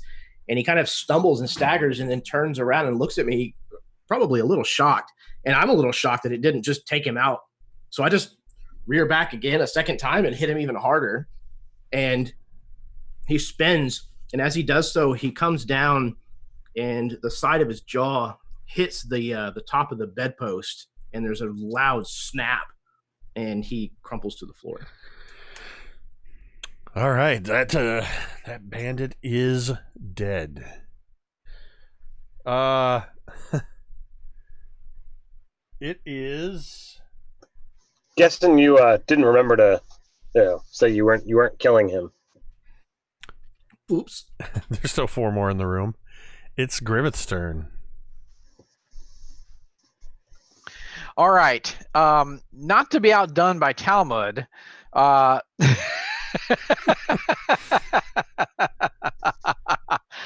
Griveth sees them come up under the bed, and he charges the next one coming up from under the bed. What I want to do is slam my considerable bulk into the bed, knocking it back down on the guy, and then take Bradford's honor and jab it through the bed to try to impale the guy underneath. Well, he's already up. They're up and out from under the beds. Oh, the bed's already gone. I mean, the bed's there. They just kind of pushed them aside and climbed up from where they were hiding underneath them. Oh, okay. Only one guy, the guy that Cantriel has her rapier pointed at, is the only one that's under the bed. But you could, you can still do other methods of tackling and. Right. Now I'll just impale him to the wall. He's going from the vertical to the horizontal impalement. Oh, that's a 25. That will hit. Oh, and that is 12. 12 points of damage, or was that a second attack? attack? I'm sorry, no, 12 to hit for the other attack. That's also going to hit. Oh, all right. I'll do the damage all day then.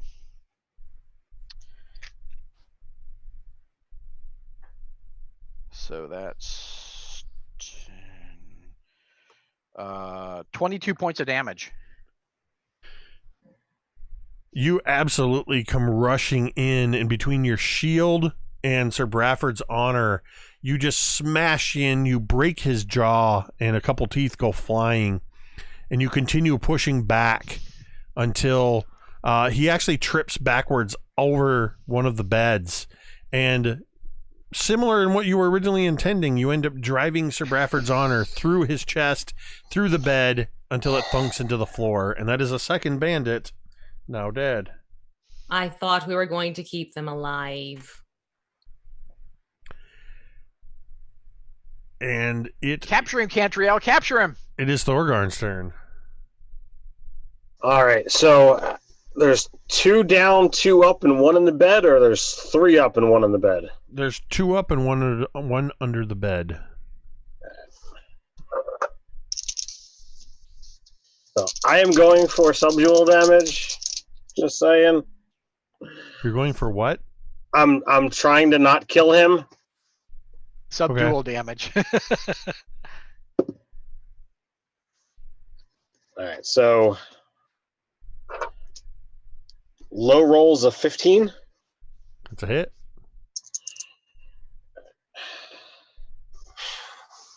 So first strike comes in for 11 points of damage with Faithkeeper. Okay. Is he still up? He is still up. So he takes another 7. And you're trying not to kill him? Yes. So, like, hit him in the gut, hit them, basically disabling them, break their knee, knock the wind out of their stomach. And what were you attacking with? The hammer? That was the hammer, yeah. So I imagine you come in and you just bash the head of the hammer into his gut, and head or nuts? I go for the nuts. That's and then you follow through with this. You follow through with this downward push on the handle, spinning the handle up into his satchel, and you see his eyes cross as he just and he drops to his knees in front of you, so that he's just looking you in the eyes for a moment as his eyes roll back in his head, and he just falls over unconscious. So then, not to be outdone by my cousin, I have a 16 on my, follow-up attack with a longsword. I, too, will do a super crit for, was that 16? Is this on the last remaining standing one? Yeah. So I'll flat him with the longsword across his temple for 20 points of damage, using 5 domain dice. You said you flat bladed him? Yeah. You weren't still trying not to kill this guy, were you? I was. With a super crit? Yeah. You smack the flat of your blade into his temple, and he crumples like a sack of potatoes. Let me see. You guys are at 101. So that'll be... You're at 96. All right. Well... It would be the bandit's turn. Well, there's one left, isn't there? The one still in the bed that's got a rapier pointed at him. Cantriel. It is now your turn, and there's still a individual under the bed. All right, so I'd look around the room, seeing... Right. Sure. And turn to look at them. Rapier's still pointed, but she's saying, hold on to yourself, or this is gonna hurt like hell. And gonna cast Hold on him. On the one under the bed? On the one under the bed. You see the foot sort of twitch, and it's at this sort of almost like they were getting ready to try to push themselves up. And then, does that have a save? Yeah, wisdom saving. Yeah, I don't even know with a 6 on the die, there's no way. No. That's a no. Yeah, that's a 7. Yeah, that's no. As you see the foot freeze. So you have 2 bandits that you know are dead. One that is unconscious, one that may or may not be unconscious, and one that is held under the bed. And you are effectively out of combat for the moment. That was quite impressive, everyone. Good job. Yeah, so let's get them tied up now, at least the ones we know who might have the chance of getting back up again. I'm going to go over and, kind of scoff at the one who is sitting there, holding his crotch, and then, go over and check the one who I beamed across the head, see if he's still alive. Oh, he's very dead. So Griveth grabs the boot from under the bed and just yanks the guy out from under the bed, the guy that's held. You yank this individual out, and you see that it's actually a young woman. But Get your hands off her. She's dressed in the same fashion as the others, in this similar sort of sailor's garb, and you do see that she has in her hand, probably only gripped because she can't move her hand, is a short sword. I remove the short sword and I'm going to start tying her up. Don't upset the lady. I'm warning you. Which one? I will tie up the one that I felled. The dead one or the unconscious one? The unconscious one. Waka waka waka waka. Yeah, you can never know for sure with you guys. True, you don't. Do you want to make it interesting or want to make it funny? All right, so you both managed to tie up these two living individuals. All right, what are you gonna do? Can I search her while she's still in hold mode? Like through her pockets and everything? Yeah, I want to search and see if I can find anything else. The sword is long gone, far away from her. I want to make sure there's nothing else on her, or if there's any like more information on her, like pieces of paper or stuff like that. Yeah, once I had the dude tied up, I would start like collecting weapons and get them well away from our prisoners. Yeah, so all of the weapons are pretty basic, nothing fancy about them. They're chipped blades, dented blades, some scimitars, the short sword from the woman. You see peeking out from under the edge of the bed, Cantriel, a long bow as well that belonged to her. The others had crossbows. They were, let me just double check in case you thieves want to steal them. They were light crossbows, nothing fancy. And the accompanying quivers of ammunition. You find a grand total on the living and the dead of about 14 gold pieces and 6 silver pieces, and nothing else of value. And there's no like messages or anything like that either. Nope. Okay. The hold person only lasts for a minute, right? Or until you yes. drop it. Yep, holds for a minute. So about this time, did you gag them or did you just tie them up? I have her tied up to the bed using the bedpost, and it's pretty much her feet are tied to the lower portion of the portion of the post, and then the arms are at the upper part. So like basically the mattress is kind of cut between the posts. So she's pretty well tied there. Did you tie her on the bed, or is she at the foot of the bed tied to the bed? She's at the, I've kind of like propped her up to sit, and then the arms are tied behind her against the post, and the feet are then tied around the bottom part of the post. Okay. Mine's just tied on the ground, arms and legs behind the body. Oh, you know some nice knots, Cantriel. I had a friend who taught me many tricks in the bedroom. Oh, interesting. So they are tied up. The Thorgarn, your dude, is just groaning a bit. And the young woman, Cantriel, is just burrowing into you with dagger eyes and struggling against her well-tied ropes. Oh, honey, I've had that look perfected for about 100 years. So I'm trying to determine, is that a look that Griveth gives you, or is that anger? I'm sorry, what? It was a joke. Sorry. It's dwarven humor. Don't try to figure it out. There are many things I try not to figure out anymore. Back to it, and turn towards the girl on the bed. Seems you don't have your upper hand anymore, my dear. But you do still have your life, unlike a couple others. And I'll nod to the 2 bodies. 3. 3 bodies. Oh, that's right. There's the 3 bodies. What are you? Some kind of police force? You firebrand hire mercenaries?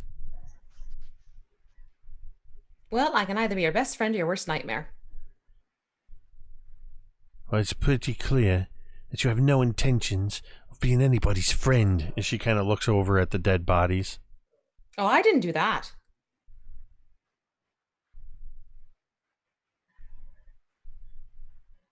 To be fair, it's true. I'm the one who cast the hold on you instead of killing you. I didn't intend to do you harm. I just wanted to make sure you stayed put. I'm not exactly going anywhere now, am I? No, those are very nice and solid knots. So, not really sure what you want from me at this point. You've got me tied up to the bed. How about some answers to some questions? Don't exactly have a choice, No, you I don't. suppose. Right. Although I could let you kill me. It takes the fun out of it. Oh, you're the torturing type. Oh, I didn't say anything about myself torturing, but I could let that one, and she'll nod to Griveth. That one try and charm you. Trust me, it's not as good as it looks.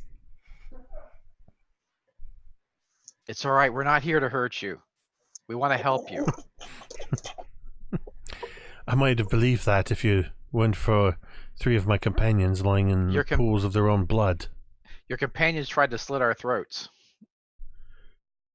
We had to defend ourselves. And if we were the murdering kind, we could kill you right now, but we're not. If you were the murdering kind. There's no disagreement about that.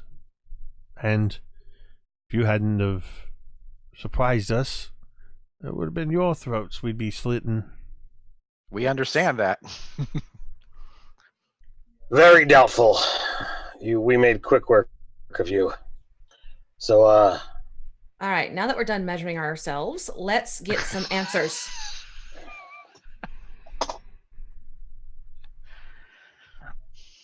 Well, you've got to ask questions before I can answer them. Yes, I'm trying to get them to shut up first. She kind of turns and she looks over at the others. Is this bitch in charge of you? This bitch, yes. I mean, she is in charge of us. Bitch, witch, I've heard it all. It hasn't really been formally established, but some of us seem to think that's the case. Yes. I tend to make their life miserable if they don't. So, are you trying to? Sorry, how many of you are left here in this house fancy place? Is this your first interrogation? You lot aren't very good at this. I have a very large I'll hammer make it, that I could use to turn your ankles with, if that would help. I'll make it very easy for you.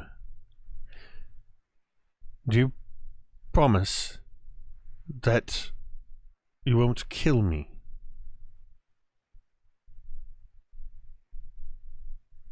That we won't kill you if what? In exchange for? I'll tell you everything that's going on down here. Sure.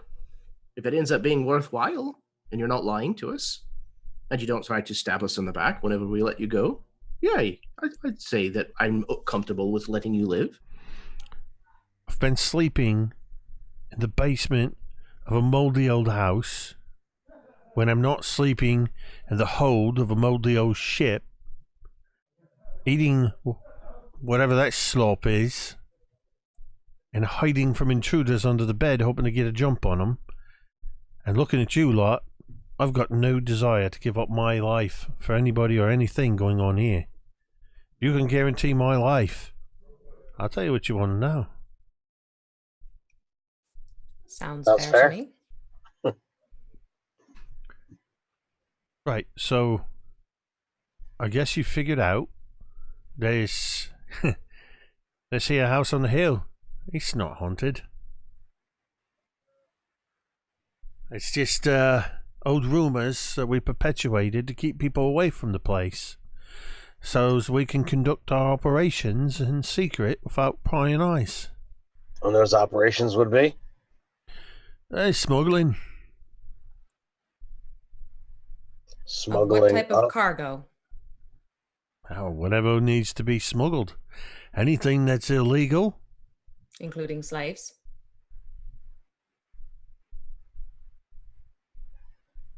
I didn't say nothing about no slaves.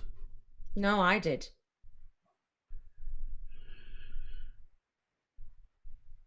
Do you know of any slavers?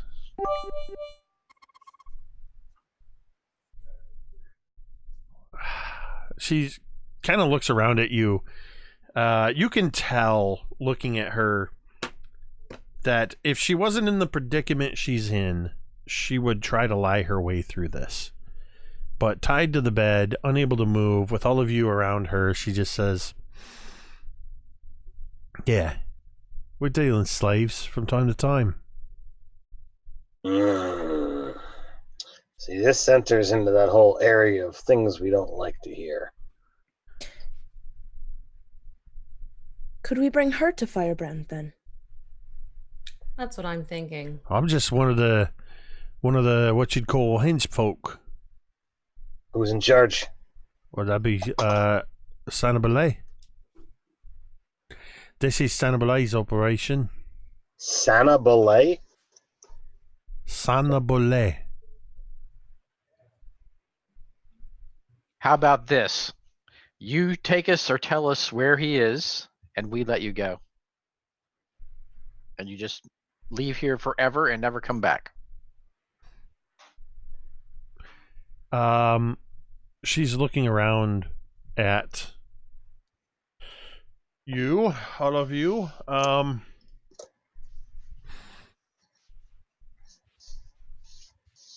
You would actually let me go? You help us get this man, and we give you our word, you will be free.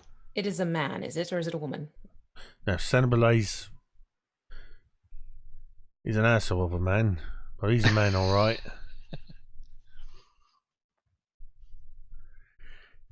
And, you know that trick you did?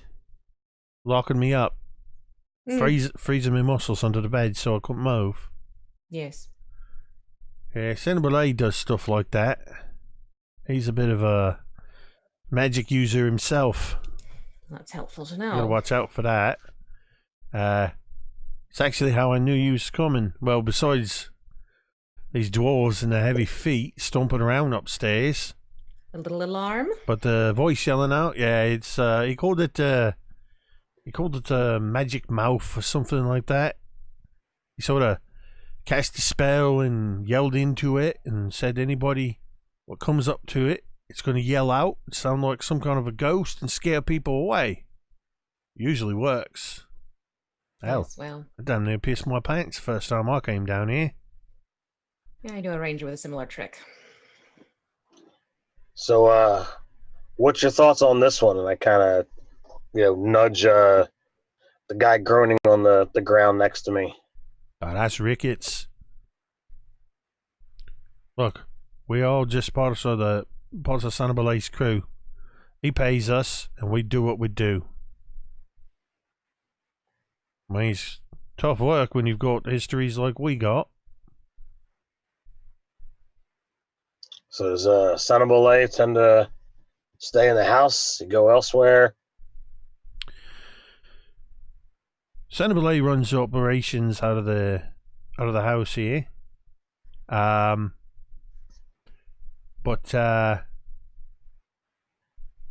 the goods are usually brought in and out through the caverns underneath the house, even further down, and that's where our ship is loaded and unloaded.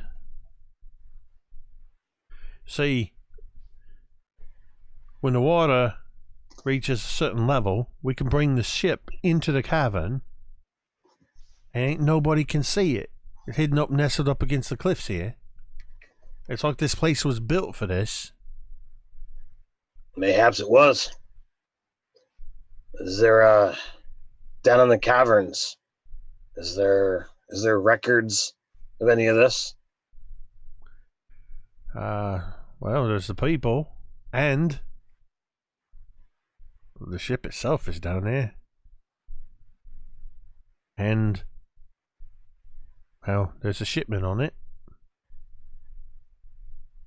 When you say shipment, do you mean cargo or people? It's all the same, isn't it? Not No. in this case. Very much not the same.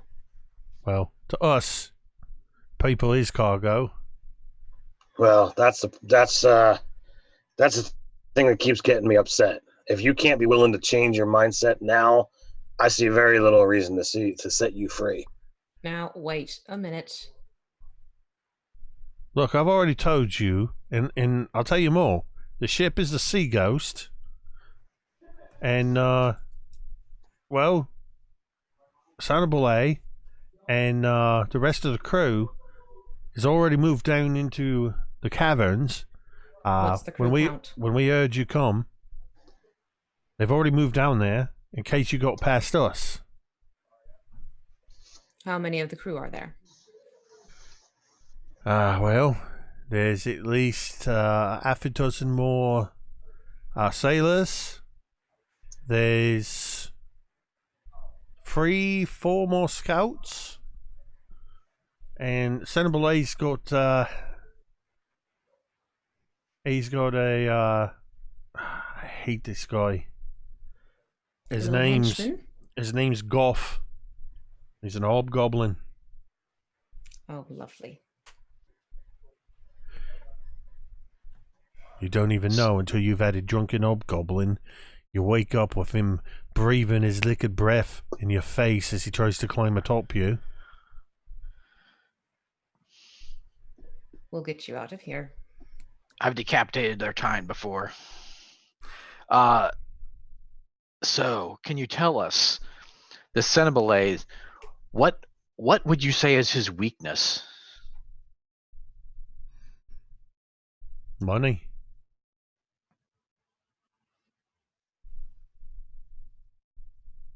Everything he does is all about money. It's no way to live. Who's he been working with in town? I've never worked with any of his contacts. He always takes care of that. But I know most of everything goes in and out around Saltmarsh. Goes through the Sea Princes. And they've all got their contracts with individuals. Look, it's a bustling town. It's got its problems. Most of us, we don't give a shit about the traditionalists, the loyalists. We don't care about the Crimson Brotherhood or any of them, whatever they is up to.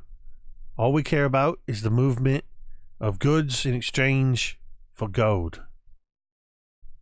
That's all it's about. Business in, business out. As long as you make profit, everybody else can suffer. Well, to be perfectly honest with you, I've never given it that much thought. It doesn't seem like you make that much profit in this crap hole. Eating this rotten food, sleeping on these dirty sheets. Shit rolls down here. You know how that goes. We're at the Sometimes you bottom of just the have to hill. Jake, I do, just- but you could do so much better. Just a quick question. She said something, about Crimson Brotherhood. Is that a term we've heard before? That is not a term you've heard before. Oh, that's not the guys at the tower? Oh, that was the Weeping Friars. Oh, okay. I was thinking it was them. What's this Crimson Brotherhood?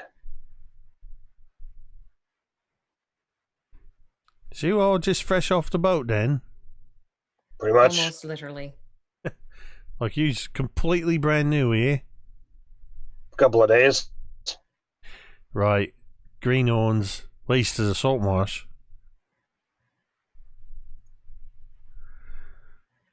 Well,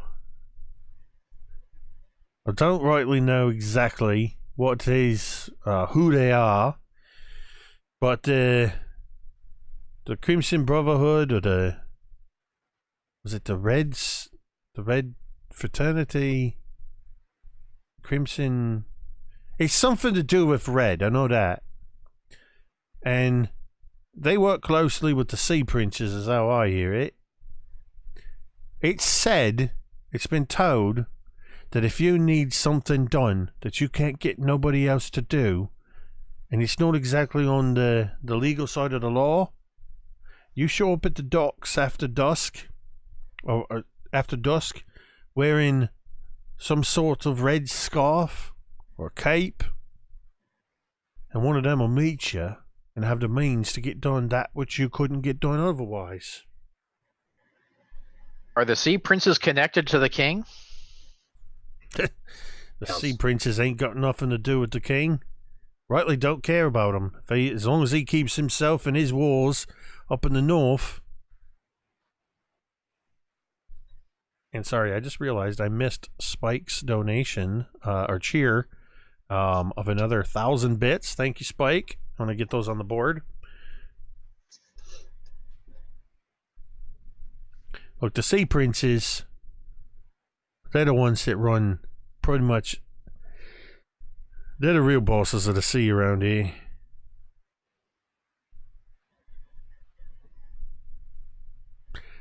Look, I've told you pretty much everything I know. I held up my part of the bargain. You gonna hold up yours? Or you gonna kill me right here? Where are you from? I don't even know a time I wasn't on the sea. As far as I know, I'm from the sea. Don't have a home. So I turn my back on her and look to the group. You guys can do what you want with her, but if she's not willing to make a new life, I'm not happy with just letting her go. Whoa. No. I didn't say nothing about not making a new life. Just 1 second. Thorgarn, we don't always have the advantage of a privileged upbringing. Some do what they have to do to get through life. Some make choices you may not agree with or want to listen to. Yeah, but slavery is not one of those things that you just choose to do. This is you can't just disregard life. Look, dwarf, Oh, really? I see your shiny Cantriel's armor. looking at the bodies. Oh, really? I see your shiny armor, dwarf. I see them fancy weapons you've got, and you've even got yourself a neatly manicured haircut. You don't look like the kind of person, if you pardon me from saying so, who knows what it's like to live in the streets and the alleys of whatever city and port city, or in the leaking holds of boats, sometimes surviving off of the rats, hoping they don't have disease. You don't know me. So you don't know what it's like to have to take whatever job comes your way. All right, time out. Both of you. Sure. You, Missy, get the hell out of here. Wait. Don't wait me.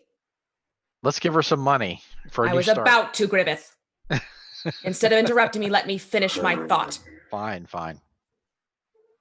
You get away from here, and you make sure you are far away from hobgoblins who like to intrude upon you at night.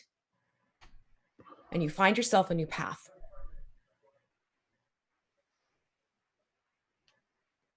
All right.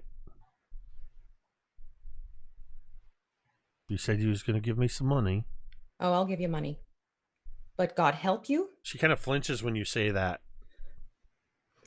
if I see you again and you are back to this. You're going to wish you were dead because you're going to be one of mine to take care of. Are we clear? Make an intimidation check. Okay. Cantriel, she won't be back. 22. Have faith, Cantriel. You see, as you are kind of dressing her down, that you can see that you seem to be getting through to her, and you also see that she seems to be, she's not crying, but you see that her eyes get just a little wet. You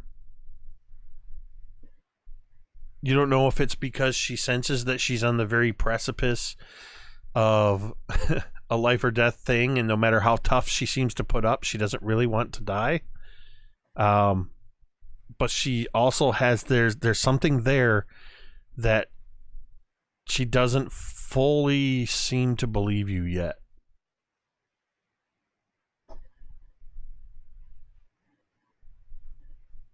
Right.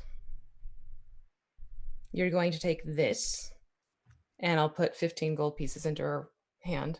She's still tied up.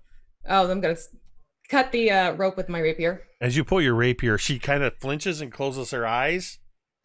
Not on you. And then relaxes with a shaky breath as the tension on the ropes is released. And then you give her how much? I'm giving her, what did I say, 20? 15, you said. 15 gold pieces. And then into the other hand, I'm going to press my dagger. Use these to get you out of here. Use that to keep them away from you.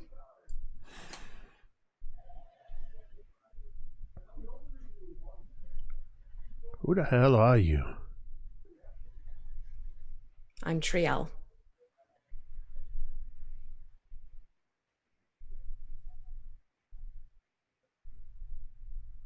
She takes a tentative step away from the bed. Kind of gives your group a wide berth. She looks to each of you.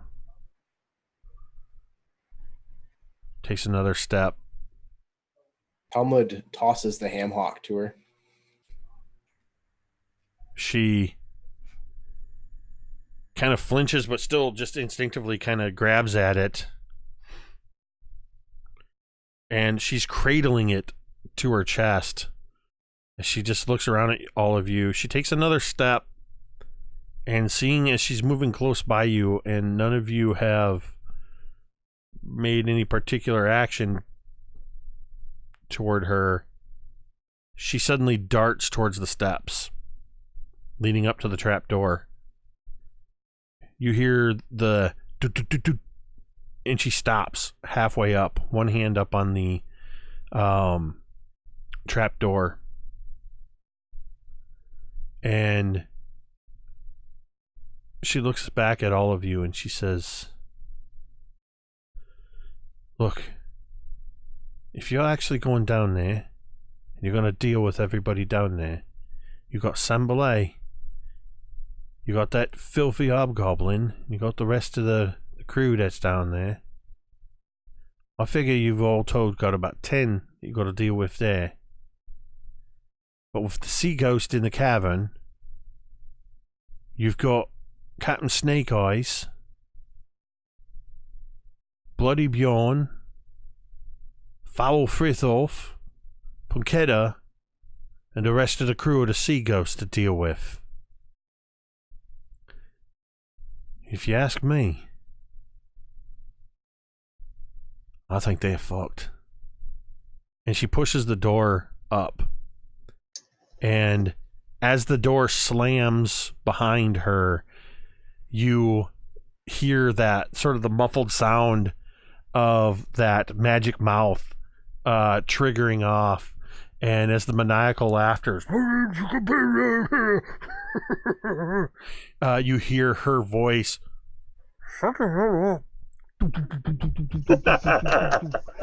And you hear the door slam as this woman takes off. And that's where we're going to end tonight's session. The Dawnbringers have just shown mercy to a slaver. Wonderfully done. Wonderfully done. Who knows what will become of this young woman who you didn't even bother to get her name. And she only knows one of you. Well, actually, she knows two of you because you used Thorgarn's name. So she knows Thorgarn and she knows Triel. That was fun. The Dawnbringers have no idea who Triel is because she only told that to the sea elf and Fig. Oh, Fig really? Knows Fig too. knows. Fig knows. Oh, interesting. So, yeah, that was a lot of fun. This was this session had a nice kind of quirkiness to it, and but still, this is one of my favorite things is when you can have that sort of slapstick fun, and 1 minute you're beating bandits up with a ham hock and super critting them, and the next minute you are giving a low-level smuggler / slaver a second chance. But by not killing her, you put her into an impossible situation, and she realized, hey, I'm going to get killed if I try to go up against you guys. I'm just going to tell you everything and hope you are honorable people.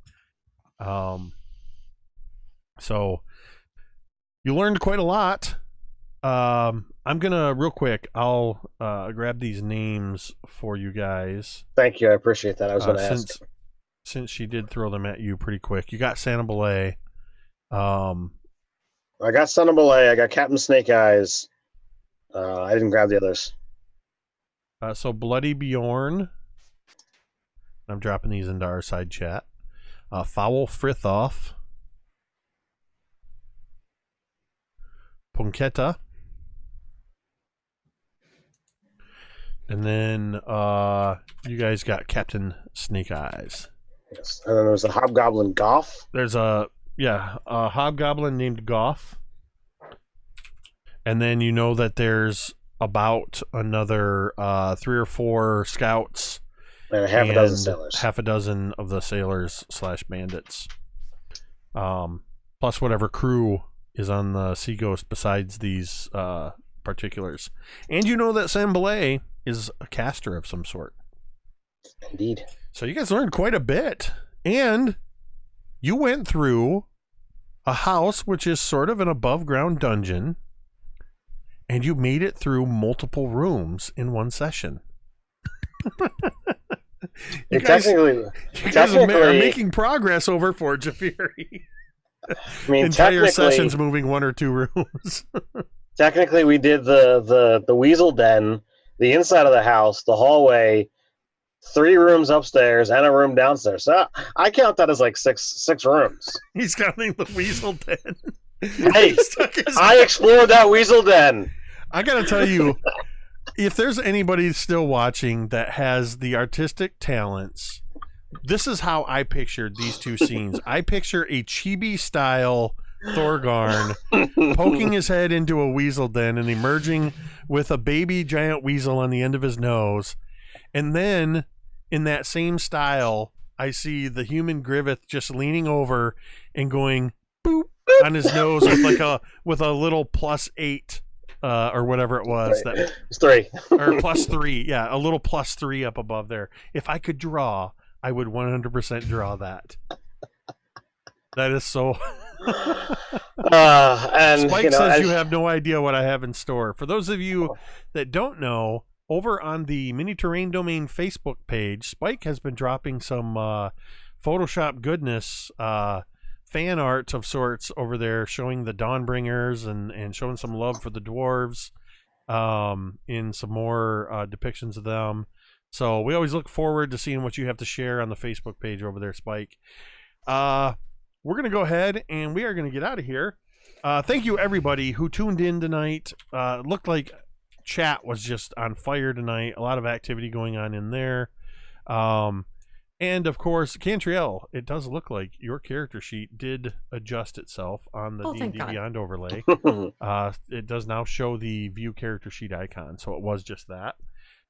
Thank you to everybody who tuned in tonight. Thank you immensely to V, Jeremy, Ted, Megan, and Scotty.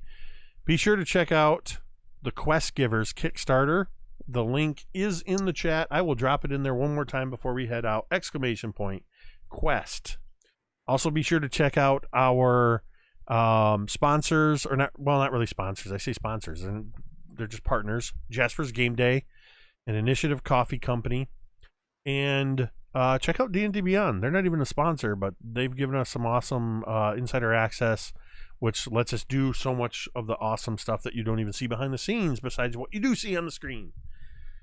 So, we're going to go ahead and get out of here until next week. Real quick. Oh, no. I bumped the button. Sorry. It's going to a completely black screen. You don't get to know. You don't get to know nothing. Goodbye. It's called a cliffhanger, folks. See you next week. And now you don't get to know. No. Fortunately, I didn't mute the mics. But tomorrow night is Friday night. Every Friday night at... Oh, you know what? Actually, I think tomorrow night they are off. Yeah, Tamiko was saying that he's out of town. Yep, that's right, because... Thank you for the reminder, Tamiko. Yes, normally on Friday nights is Mini Terrain Domain presents CFT RPG's production of Curse of Strahd, but they are off tomorrow night because Alan is on vacation. So instead, tune in on Sunday night when we go into session 50 of our Cholt of Personality Tomb of Annihilation campaign that has been going on for almost 2 years. We had a player, Marquise, after nearly 2 years, who left the campaign. We fully support him and his other ventures as he's working with his scavenger project that's going to Kickstarter soon. But we are very excited to announce. I don't know if I've even officially announced it yet, Megan. I think you did announce it on the Chult stream. On the Chult stream I did, but I was waiting until, I don't know what I was waiting for. I guess I should probably do that tomorrow. So if you tune in this Sunday, you will see a new player joining the rest of the crew in the Tomb of the Nine Gods as we welcome Karen, also known as Myth and Gears, to the Chult of Personality team, which will make me the only American on that game.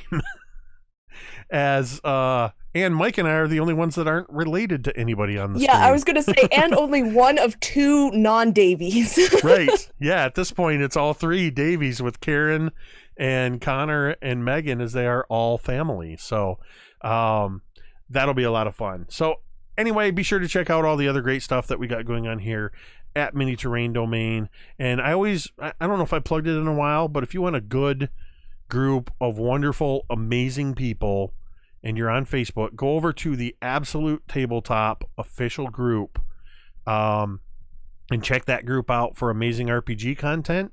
And of course, because every one of us are a member and two of the guild masters are here as part of this game, check out the Tabletop Crafters Guild for all kinds of awesome crafting inspiration and content that goes on over there. Now I'm going to hit the right button as we prepare to get out of here. We're going to end the stream the same way we end every stream, and you can say it with me if you want. I